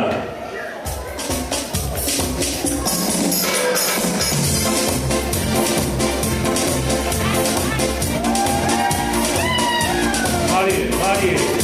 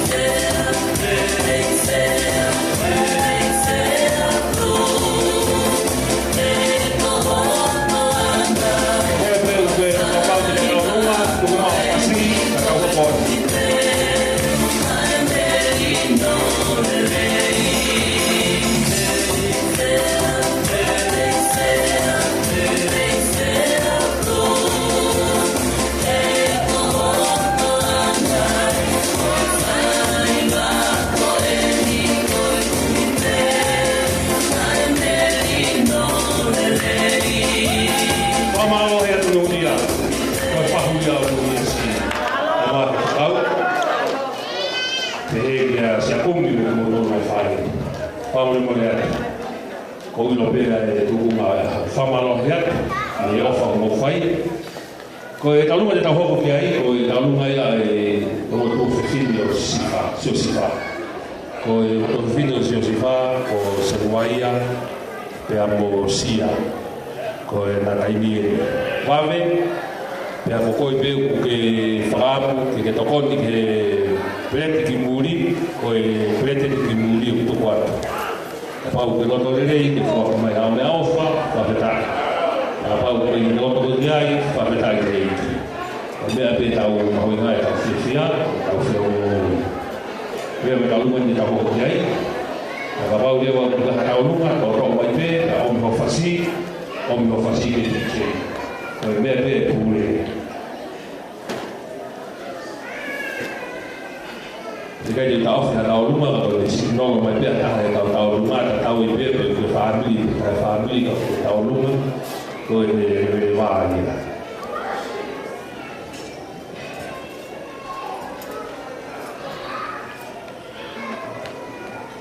Ko whare peke o ko whanai mai ka whatapu o sana whaki kai ataki ki motoa kai noa koe nike whahoka te ki whatoria ai tō whawhine o tangata mani. Ka ki mo ai, ko whi mau peke whahoka tuang mo uhinga e ko lawe e tupe o ku whamatai. I longa whehuri mai whewhekau na me whai e ai whahoko e ho wau e pehe ki he mehita ngā o Nunia Mone ngā wamo o kai hai o hinga o ko tua toi hene. A ko le whamore mole pena ko hana loto api atu he pai ngani ka ko tāngo fua pe ko neongo ko ka inga toto mo e whiwhine mali ka ko e tuwhi whine tangata mali ko toko wai e se wai a toa. E ko me whakou nāo ki whahoko e ne taurunga hi e whiako e ni. E koi ai ki moa ki e whahoko e ki whatohia ko e ni. Ko kore atu ki he mehitanga o e tangata mali ke ni amai o hupi e pāle ko Moimoi.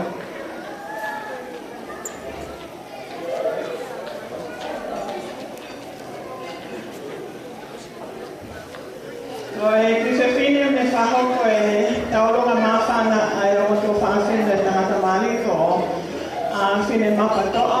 Ko ki o whiwhine pēia taka o selwai o mue toa. Pea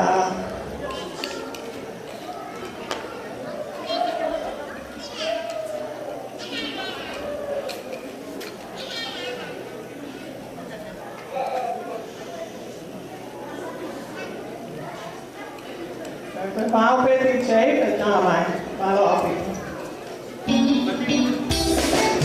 Malo.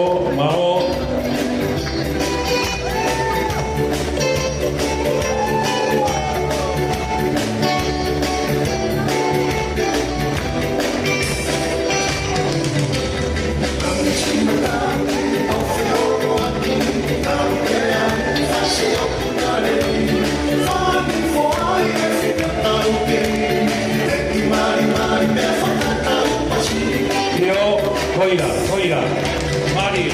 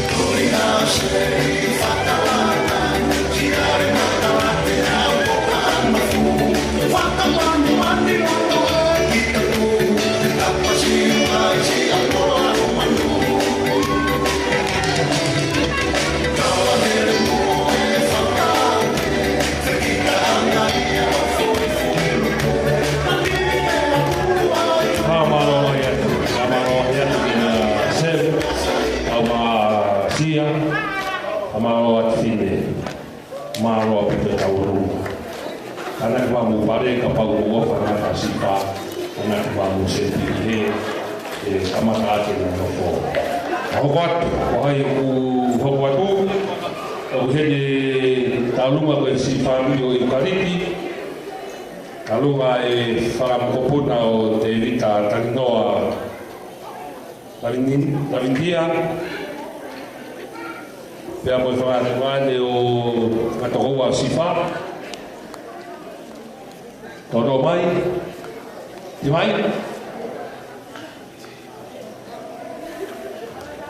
Io o talungane ai tokoa o le lamani sisi ai lamani ai ko sela.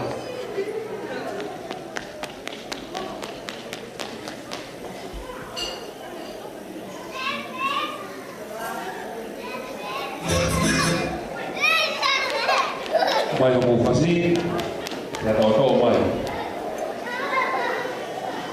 ko malo ki ya polo hane ni ko kau do ma kau ko i foi tau ka ma ke ha kai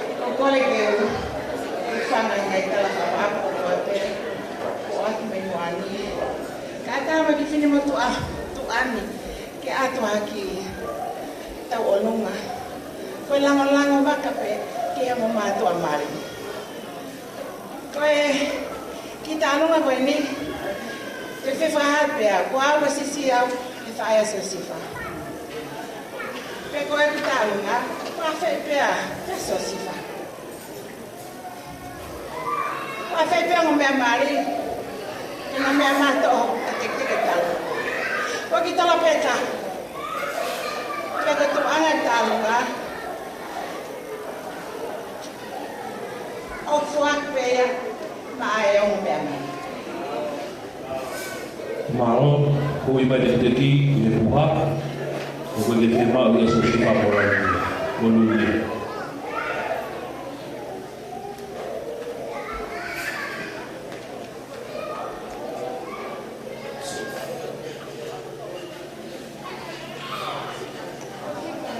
Ko iba de teki sifa o fa de buha.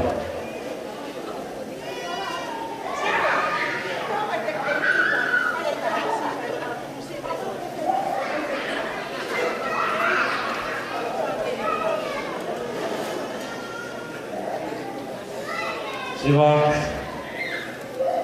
put the money in the box, in my pocket, sorry. DJ, terima kasih.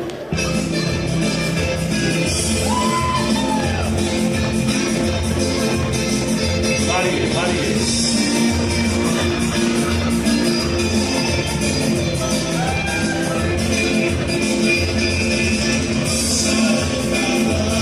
Yo, mari.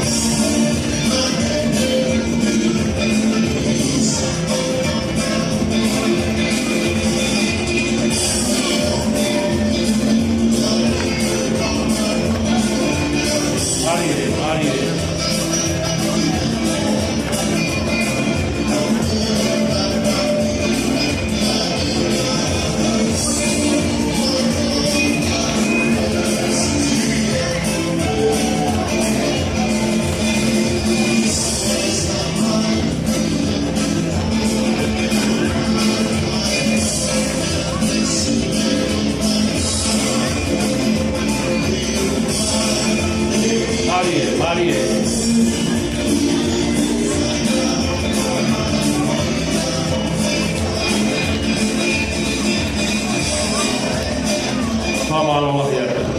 Sa rea, o se la whango e lawa mai me whanalahi i Amerika. Whamaloa hea se si o ka waha mai o te takora ni toa. Ia ko whamaloa hea koe. Koe taukalunga tuku te toha se te lalo. Au toha se te lalo tāna ka meke tau puha. Ako mai, koe talunga te tau hoko ki ai. Koe talunga ia i motua koe ne whai rea koe ai. Pahufonga tamai a se si wha. Pea moe whakatamai. Pea moe toi mai whamini me o kalani. Koe nau talunga ai. Ka whapare mu lako mu pare ki nalo e koe whau i o toko e aru me ka u. Whamalo atu mu ke i mea whualoa ni.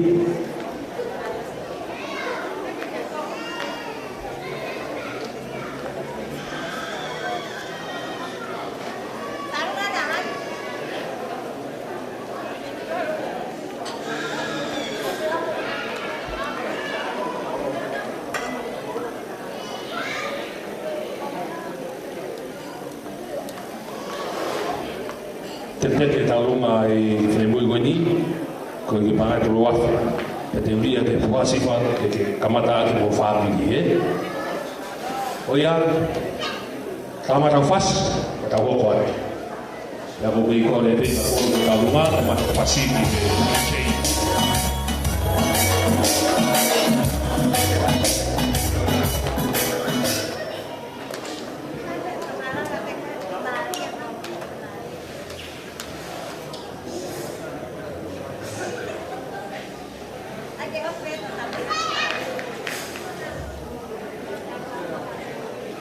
Oge talunga ni se aso e whawata. E pegorea na whai nei koe mau pe koe whasi o pūre. Koe io se ne hopa mai e talunga koe ni mau ta whakoni. Koloa pe whasi te pu mai e tauto e tau mui. Ogo si tiki pe tai ni o se koni e whanima. Koe pe se koni e tau mui.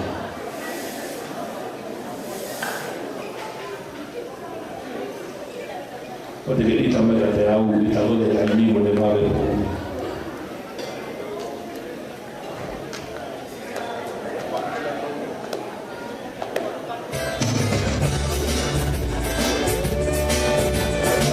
Mari tauma.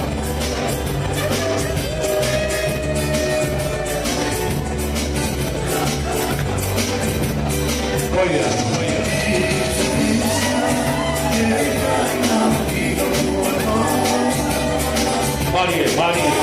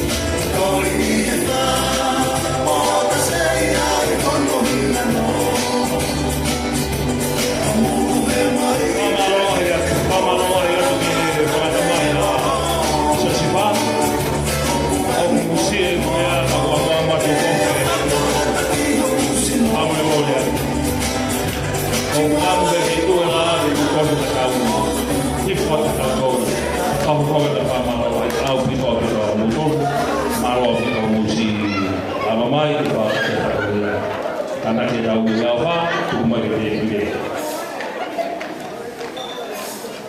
Kole ke pupanga tu ngai kata pe ko se no apa ke me uani. Kata mo ke fai aki ka me ke ma fana pe ko ki ko aho. Oku ko ngele mai me pa ko balu takai fala ki ava yo buna pa mosila pelua. Ka ko iheni ahoni ko hui ko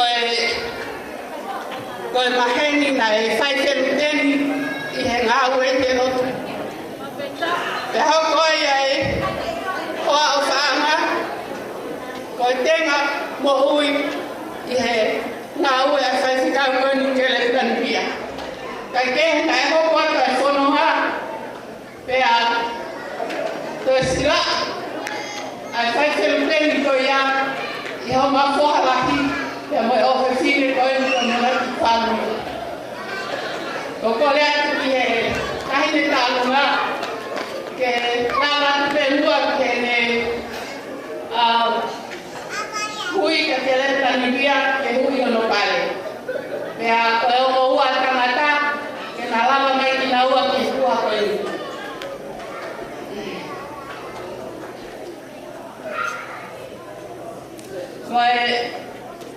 ko maheni ko ni na lalama ngawe he Latu pela hoko o ane o nai taka tua kana fai ngawe fai fikau ke le Lanivia ki ai pe ko ahoni ko ne hoko ko fai fikau pe ko to tenga ia nai fai tangata iki ko le tu ke tangata iki ke me mai pe ki he o tu la fare fa mo puna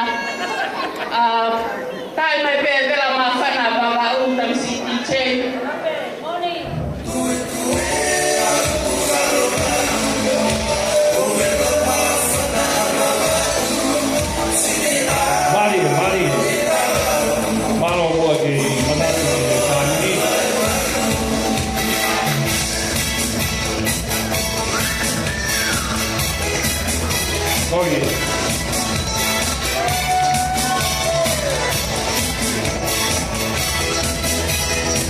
Mari, mau,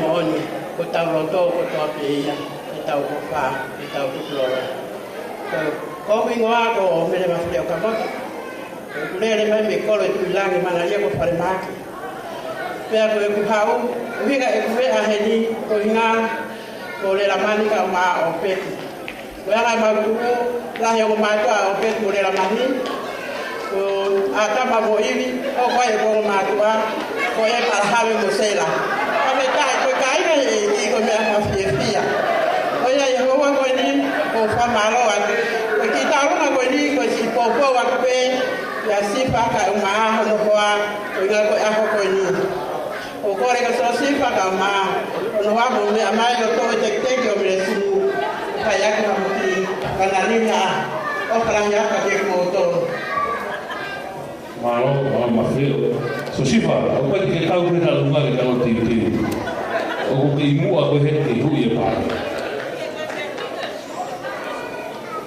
DJ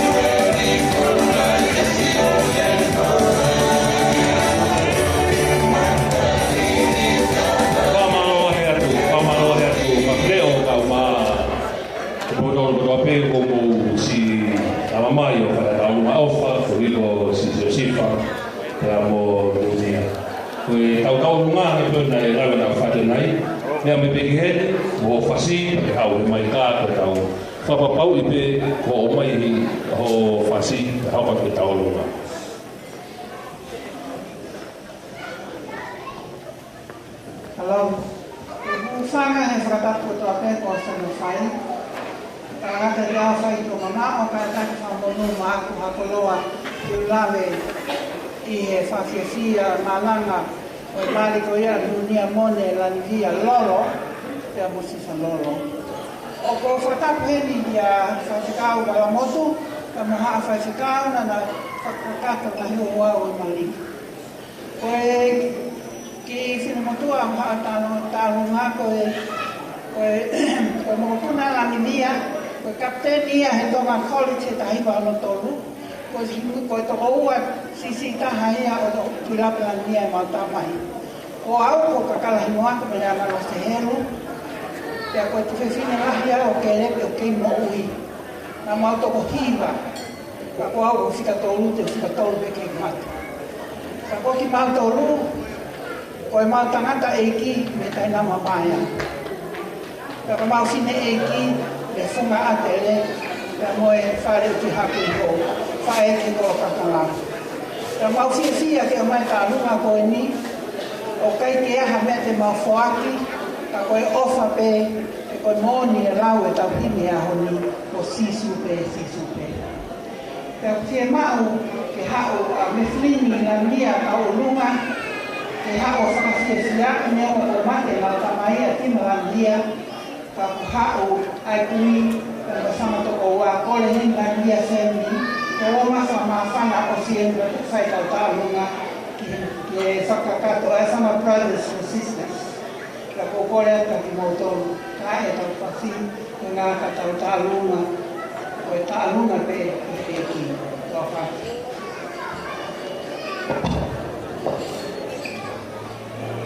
Kao, ako whaki tau lunga koni, Jay, maa pe tuku mai. Tau e tau tā lunga tā whitu nei mini mo kōma.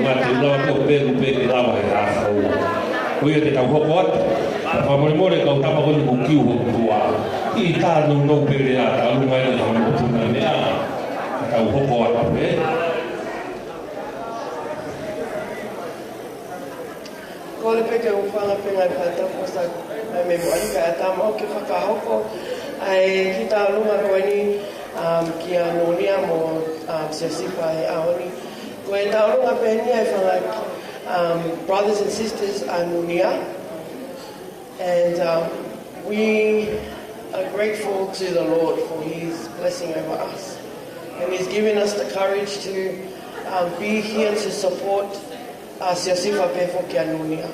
And our taonunga today, we have our siblings here with us. It's Kolepeni ki he mau me hitanga me ne analose. Ke ne katakimua o hui mua e tekteki a tuilape pe foki a ka tuilape pe, toko taha pe.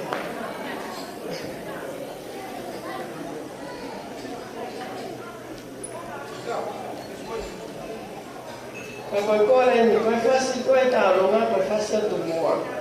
Koe tumua ko toa pehe whaleni, ko tau whasi e. Koe ai, tāmai e whasi please.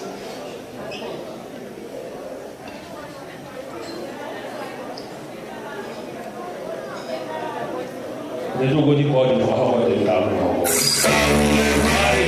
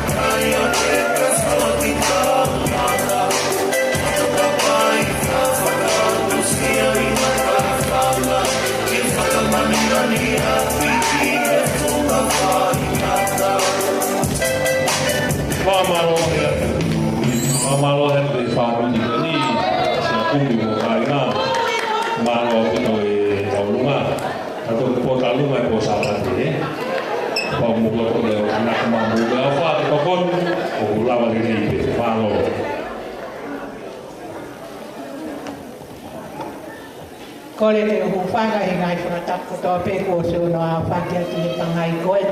Ka tā mua mō koe whainga maari e koe ni ke whai atu peha ki whakameita. Ka tū pē mua ke whakahoko atu au mo uhinga e kutu una e ke iau. Ko pingo ako Susana helu mākono. O ko takai whala uia ki te hina siri o tamai a Lela Mani. Nā lele mā Lela Mani ki Nusila o nofo i e manofo mo au. Ka koau na usitau i a Lela Mani, o whai e mea kotoa pe a Lela Mani mono ki whamini. Pea whaerei ko se o si wha i ke tau ko iaka o na lele mai au ki a Sereriana. O talamai e Lela Mani ka te au Susana, ui hahingoa i ki tamasini, o talani ki ai. Lela Mani, talaka o peti mono whamini he ke kau au ai. Ko au ia ko whaea, talaka Lela Mani, ka o ka o peti. Talamai Lela Mani, talamai o peti, ke ui hahingoa i ki tahi nehe, a ki tamasini he ki te hele. Sai, Lela Mani, te whahingoa i ki tamasini he ki tamai. Ko hingoa i ki tamai ko so sifa Holaki hele. Ko talangi le baki ai. Lela Mani, whahingoa ko so sifa Holaki hele. Ko winga ke mana tu. Ako ko toa pe ku ke ui a so sifa. Pe awa na ngalo ia te koe, hoku mata mo ki whanau. Mahino ia ki ako. Ka koe mea koe na ke ilo e Lela Mani. Na ku hinga i ko hingoa so sifa. E koe ngahe na ku ilo. Ko Lela Mani e hoko koe si o sifa. I hono ki whamiri i Nusila. O Lela Mani. Mana tu i tala noa ko si o sifa i he tui tapu. Na e alwa si o sifa ki i sipiti. Pea nofo ai. Pea ne hanga lewa whetuku atu hono whamiri. Da e huinga pehe e ku hanga ko ui e ki tamasi. Si o sifa. Koe aho ni koe kia hamea e maha. Mone lawa e pine motoa koe me meri koane. Koe ki to inni pe ku mau. Se o sifa. Koe ki ko inni pe ku mau. Ke ai aki hawhaka moko tahine ko Nunia.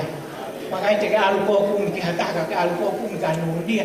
Koe toko ua ia se o sifa a wala huru me whea whina. Pālo au pita. Tā mai wha. Malo.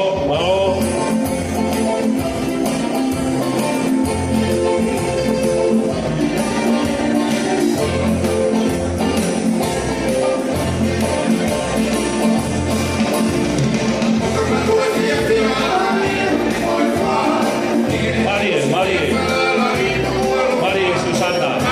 Awak Susana. Jangan apa-apa. Marie.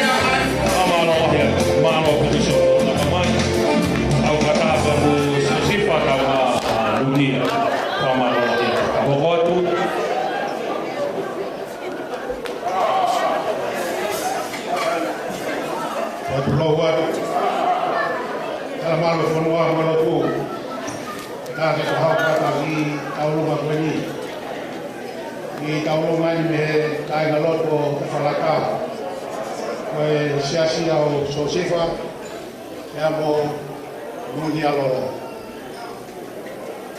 Kaya kuat ay kalamanong pau ikaw kata ya honi ihe malari ko fa ko ay family ko o falahi mai ay yo fo fa la ta ma tol be ma ra mai fa ko ga si mata mo ya fai ficau malamot palo kaya ko mawi taulungan ni fa ko atu ke ko wat ke family for tau dia ni ai ni malo terima kasih.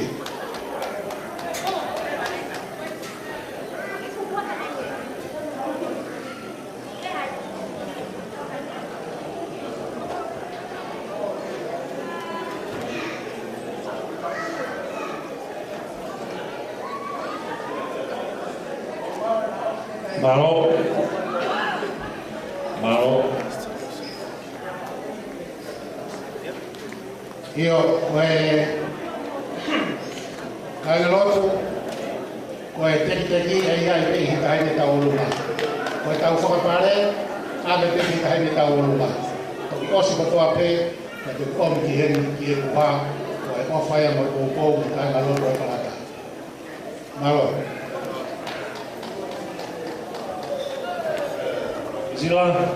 sila in my pocket. Io malo tamai ka fasi ka tau di watu.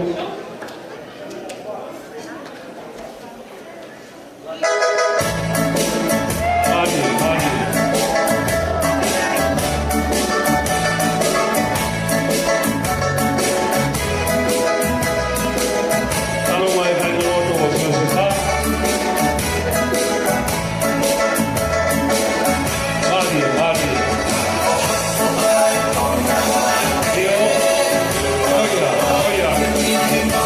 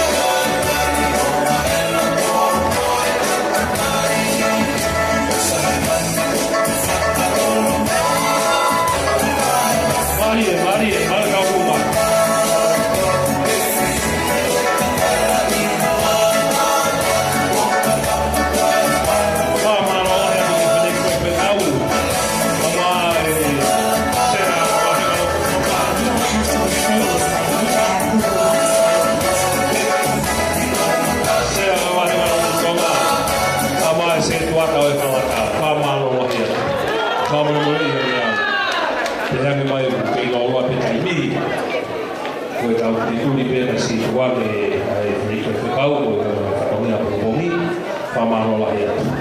Raha ofa, u tō, menenga o tau kuhari o kaitari o pē. Maroa pito o tenenge.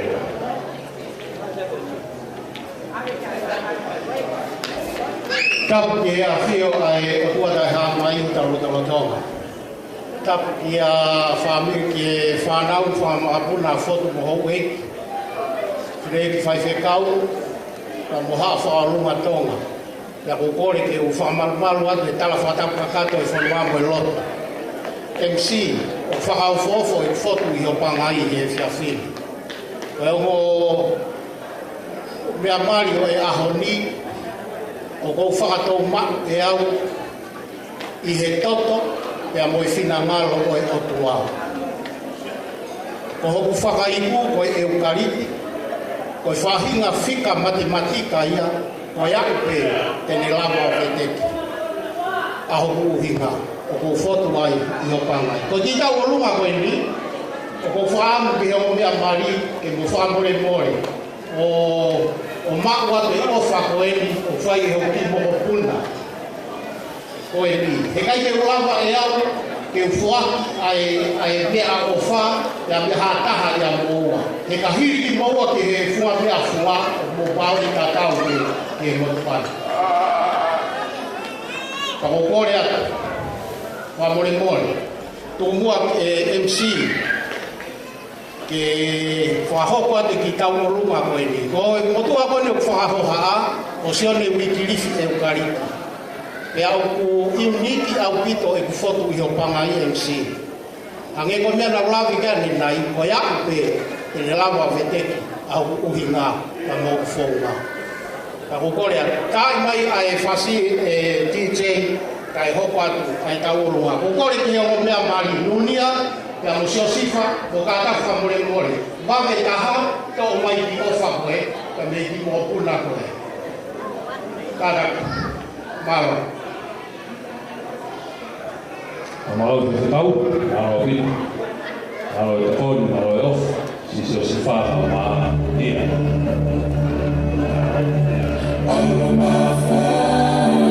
Mari, tu mai tau pasia tau tau tau mi fo.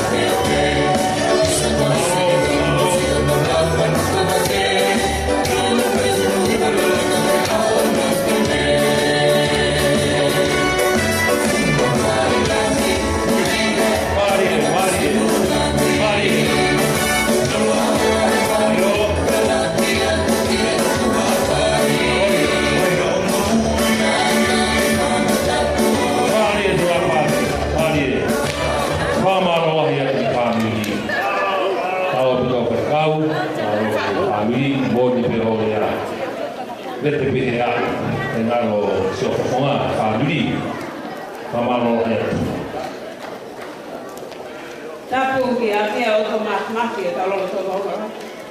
Kia ngai ta fa tapu e ko se na fa. Kia ko kole te ki ku sanga tuai.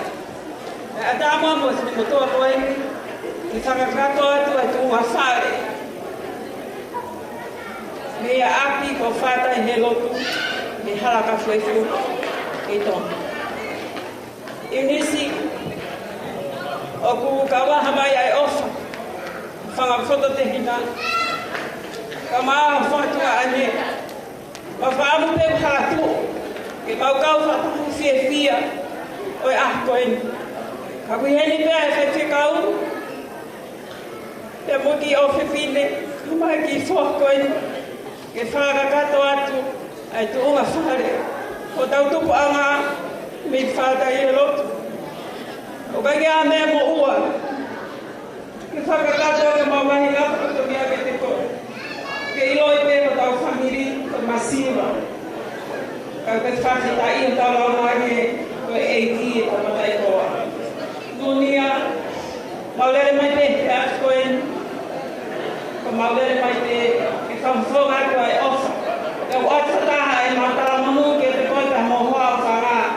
Paula veti kai tuota ave sonoa. Koe mata rerei, koe mea e kai ala whalaa ki ai. Koe hoi fua, koe mea o whakamolofia.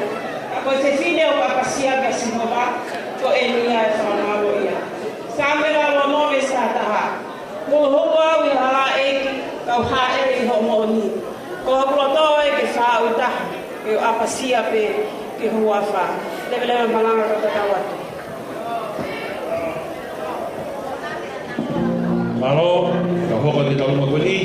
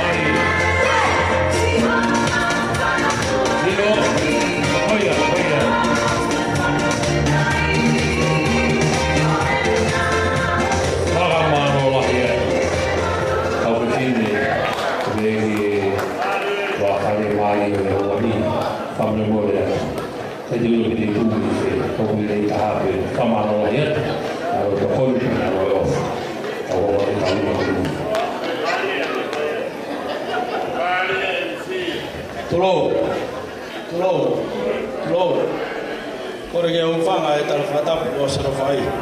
Ka tāke whakaoka te ki tālunga koeni. Ki tālunga koeni nei toki osi.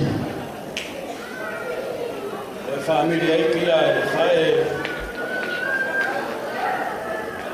o Nunia. O Unisi, Lanivia. Ka ki tālunga koeni. Whawhonga i atu e. Family fae, mga tuan, mga tabawa, mga tubo may matang may family masih, kaya mahame, o mauhen bege, kau ngakau kata hai fia, may mahala ni ako faktor ko ini, iya ako ni afina mau, mga mabaya ko ta, fae na matutu ko ay mo, kau na ko ini ko inis, Siola, Ari Kei, ala siurita pui kolomutua. Koe ahori, tau marare ka toanga pa pia koe. Paneongo e fere mo fapo e ka vega. Nunia, rega sifa. Ma ofala e. Neongo koe ke lahe mea mo mau. Ma tawanga me ke toa toka. Mau tai kaka. O yere aheneri kei. Sione mahi kaisa. Ni hara de pate. I mau kau ngā kau whakataha ki whakao. Watu e ofa e o mātoa mei te vida walauru funu. Te mo uta ki roto mu. Ke whakakakato pe o mau whatongia kata koe i nisi. Pe ke whine goni. O Nunia. Pe a ki rea kua whatu. Maro pito. Kamari o whasi. Kau kua.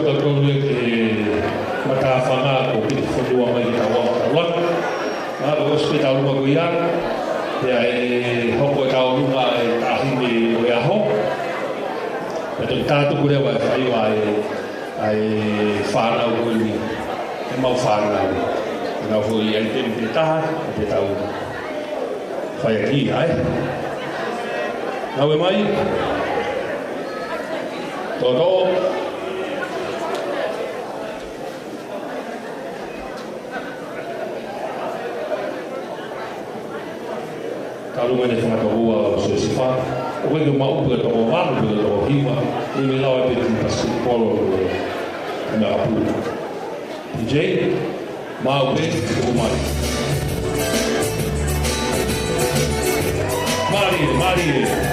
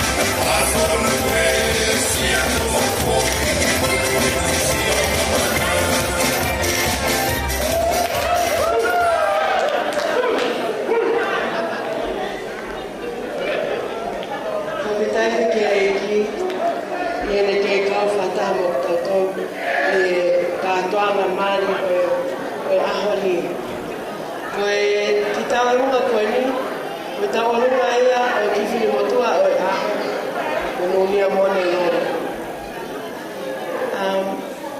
Kata ki mai aki loto ni.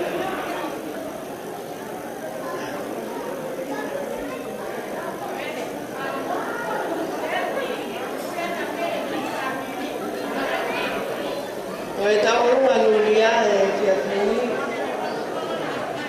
Oku ai mesama dia oku.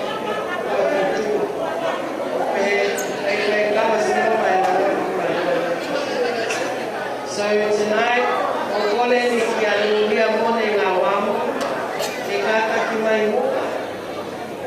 Oke, hui ai te teki o Nunia.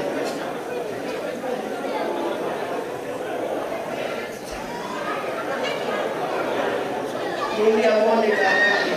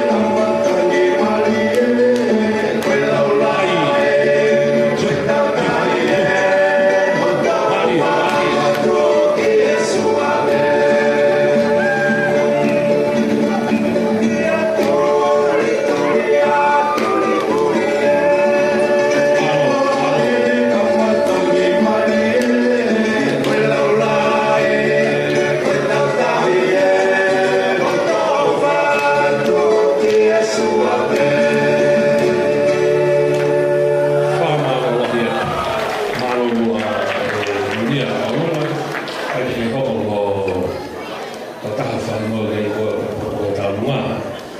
Maro i te whamano hea. Ko e tau lapa e tau maha tau no whamite.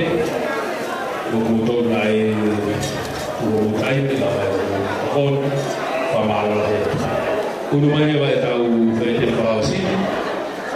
Ko Deus pe tau whaete whakausi e lau mai o ngā mari o whanaki rea. Ko Deus pe na rea ko tau awe i tau koha. Ko tuko tau ngā parapara mari e aho. A ko tuko whia mari e taha koa pe. Pea mo e kukore whamule mo rea. Te ria nau pehe ko wama o whawe e tau kātoa nā. Whamai ka kana kata e aho ke hea kukonga. O whamu e whokia ka mama o no who. Pea mo he rotua pongpongu. A vai ko spero mo kai he whini mo o tono a o roto. Nau e mai, asperi. O nau e mai, o te mutu e kai e taimi.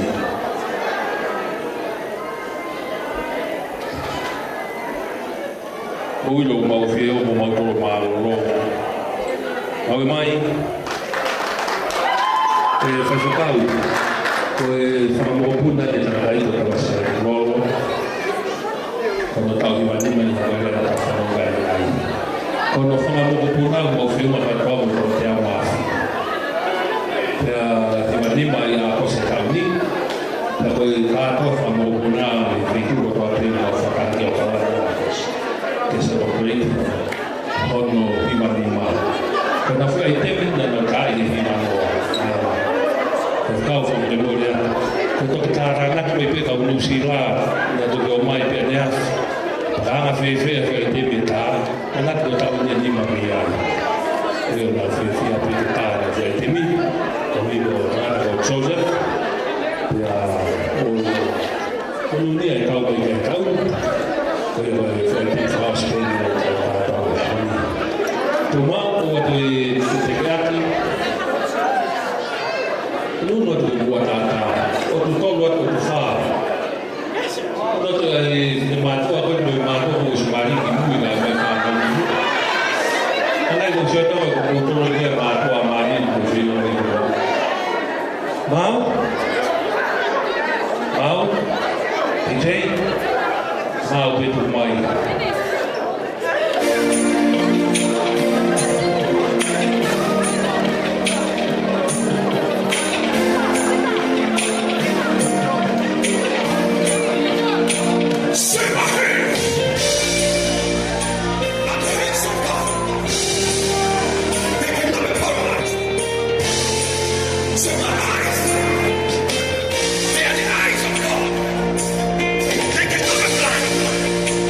Sema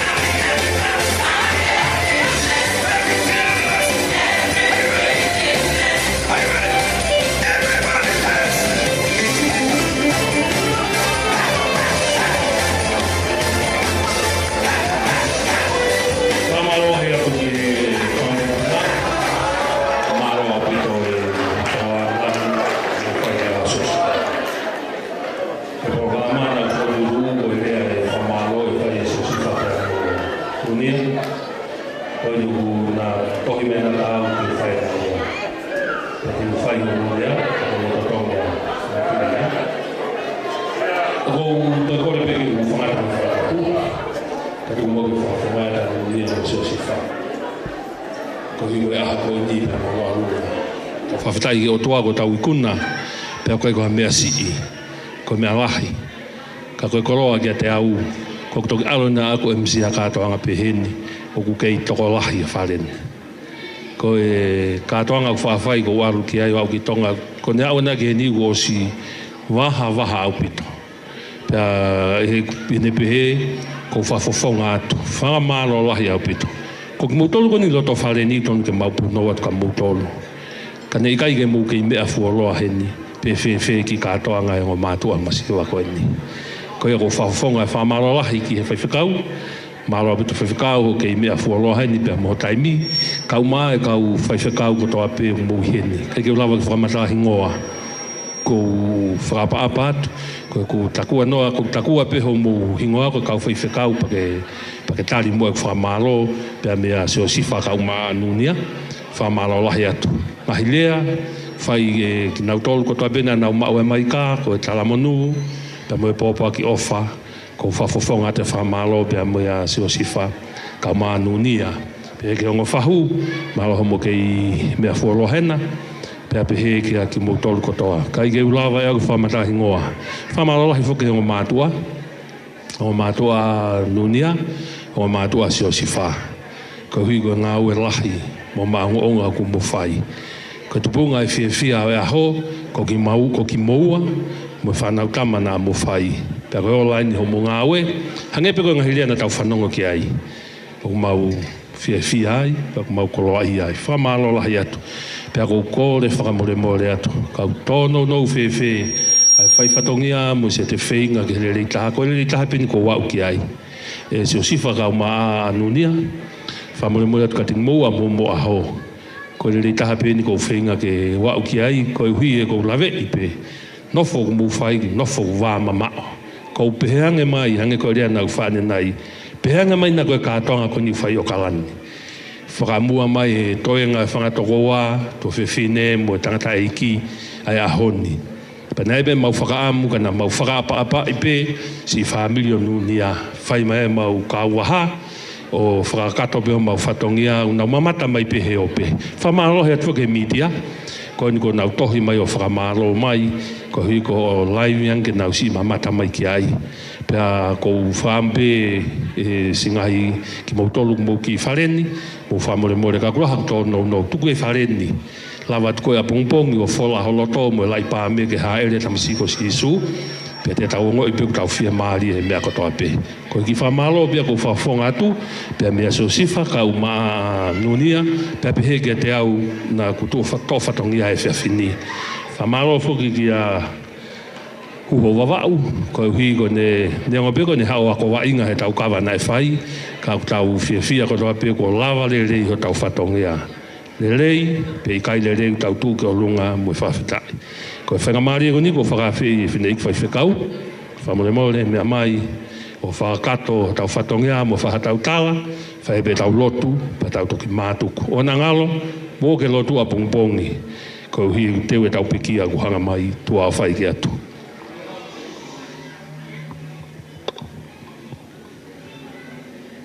Tupe moa ke o whakapaapa ki he MC o e ahoni. Pako koreat ke mo paspasi mai ke tau MC. Ko whia lahi i he whatongia mahu inga nane to o i he pōni. MC ko e ku takai he ngahi whatongia peheni. Ko e ne hoko pe hongo whulu o whiai ko e ku mawaheia. Ka kou whia he pōni he kou kaua he pōpō lahi ki he o whaunga ho whakalele MC he pōni. Paka uhinga beia ke i heni ai e toko lahi kou hi he kulongo mo ui pia mahino peka ki nau tolu e nou pa e taimi pe ai whatongia. Kou whakamalo lahi atu ko uhi ko e ngahi whamiri ko toa pe ko tau kau i he whiawhini. Ki nau tolu ne lawa mei Amerika, ki nau tolu mei New Zealand, mo ki nau tolu pia meha tapa ki he kehe o kauai a Australia. Kawaia Australiani. Ko whakamalo lahi atu ki he kau whaiwhekau ko toa pe o kui he hao whangani. Kai ke ulawa whakalau ko e tāpuakia o si o sifa pia pehe ki a Nunia ai kau whaiwhekau toa lahi i he pōni i he whiohi anga mamahe koe ni. Pia o ku hao pe MC he pōni ko uhi koe ne MC lelei. Ko o sta ofi Australiani he wahenga o na tau iau koe whine eik whaiwhekau. Te u whaiwhekau pe. Pa te u whaiwhekau peo he kai te u whine eiki au whaiwhekau. Ngata pēnu u sila pia motonga. Ka kou whakamalo lahi atu koe whatongia oi ahoni. Kou kore atu whamiri ka o maa ai ka o maheni ko toa pe. Ngata pe e tau tokoni he pōni ki a sio sifa pia Nunia. Tukuange hana whainga maarie. Ke na whanonga koe yongo mātu a whoou. Ke na whaitu tu uni ki he ena moui, pa mo ena tupu, pa mo e hoko atu. Osi e tau taimi whakapoto ki a kinawa, tukuange hana taimi ke na ngāue whakatahai. Nunia tau māsi o sifa koe tāpuaki, o e taimi nā tau whelongo aki ai o teu ai aho koeni. Pia lahi ange aho tāpuaki o mau i he ngahi whiohi anga peheni. I ngahi mea o wahimahi ke a ki mautolu he kua osteu i lelei pe ki mautolu. Ko mā whana lahi au pito he pōni he wakai ki he whamiri Lolo i he nau kātoanga mo i whangamoko puna. Ka whai mua e tau hiwanima o e tangata e ki whakahauka atu ho mau ofa. Ko i fuaini o e lotu ai whai taha e whamiri. Mata lelei ai whai taha pia mo e toko lahi. Tau tutuku mua he pōni mo whoki atu. Pe te ke whakakaukau ki a sisu, ko e sisu pasione a pongpongi ai teu hono kalu se whai. Pe ko o whakakaukau ki a sisu, ko e tui na ne ha ere whakasemaniti. Tau whakalaulau loto ai, pe tau mau ai a ngahi maunga kelesio a pongpongi. Whatawange ke tau mau iwi he tokoni a eiki. Ke tau lotu.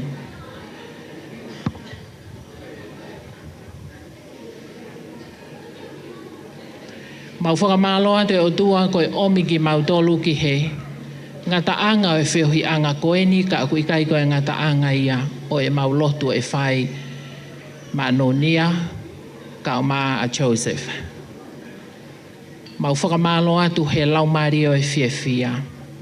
Mau whakamaloa tu he laumari o e merino. Mau whakamaloa tu he ngahi tāpuaki o e iheni a kau taula e ki. Ai kau se tuata. Ai ngahi whamiri. Pau mau whakamalo atu, ko e ongoloto whale, ko iai ai ongo whanau tama, ko mau whakailongai ai what whamiri fo o e ahoni. Tā buaki mai ai whaifkau ka māsos whina, a o peti ka mālela mani, ai uongo ulumotu a ka o māki mautoluni kotoa. Pe tā buaki a Joseph ka mā Nunia i hoko atu a ena whanonga. Tua eiki ke mau muimui a te koe ho hala ki he kolosi. Pea tuku ke mau whakalaulau loto pa mau puke ni mā. Ke ouana iaha taimi ko mau wafe ko uhi ko haahi pia mo e whiri. Whafoki hao ki mau tolu he poni ko mau ngahi aptao taha. Pea mau whelotu aki i he hufia pia mo e whaafawhetai. Ke reso mau eiki ko sisu klaisi ofa ai o tua. Wheo he lau maari e mā oni. Ke ia tek tau toru ko toa ia o whai pēr tae ngata. Emeni.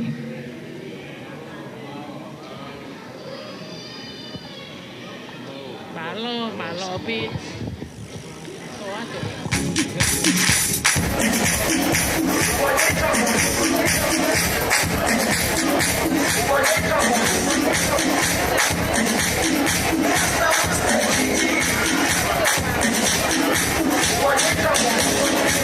Jerusalem, ikayalami, iluloloze,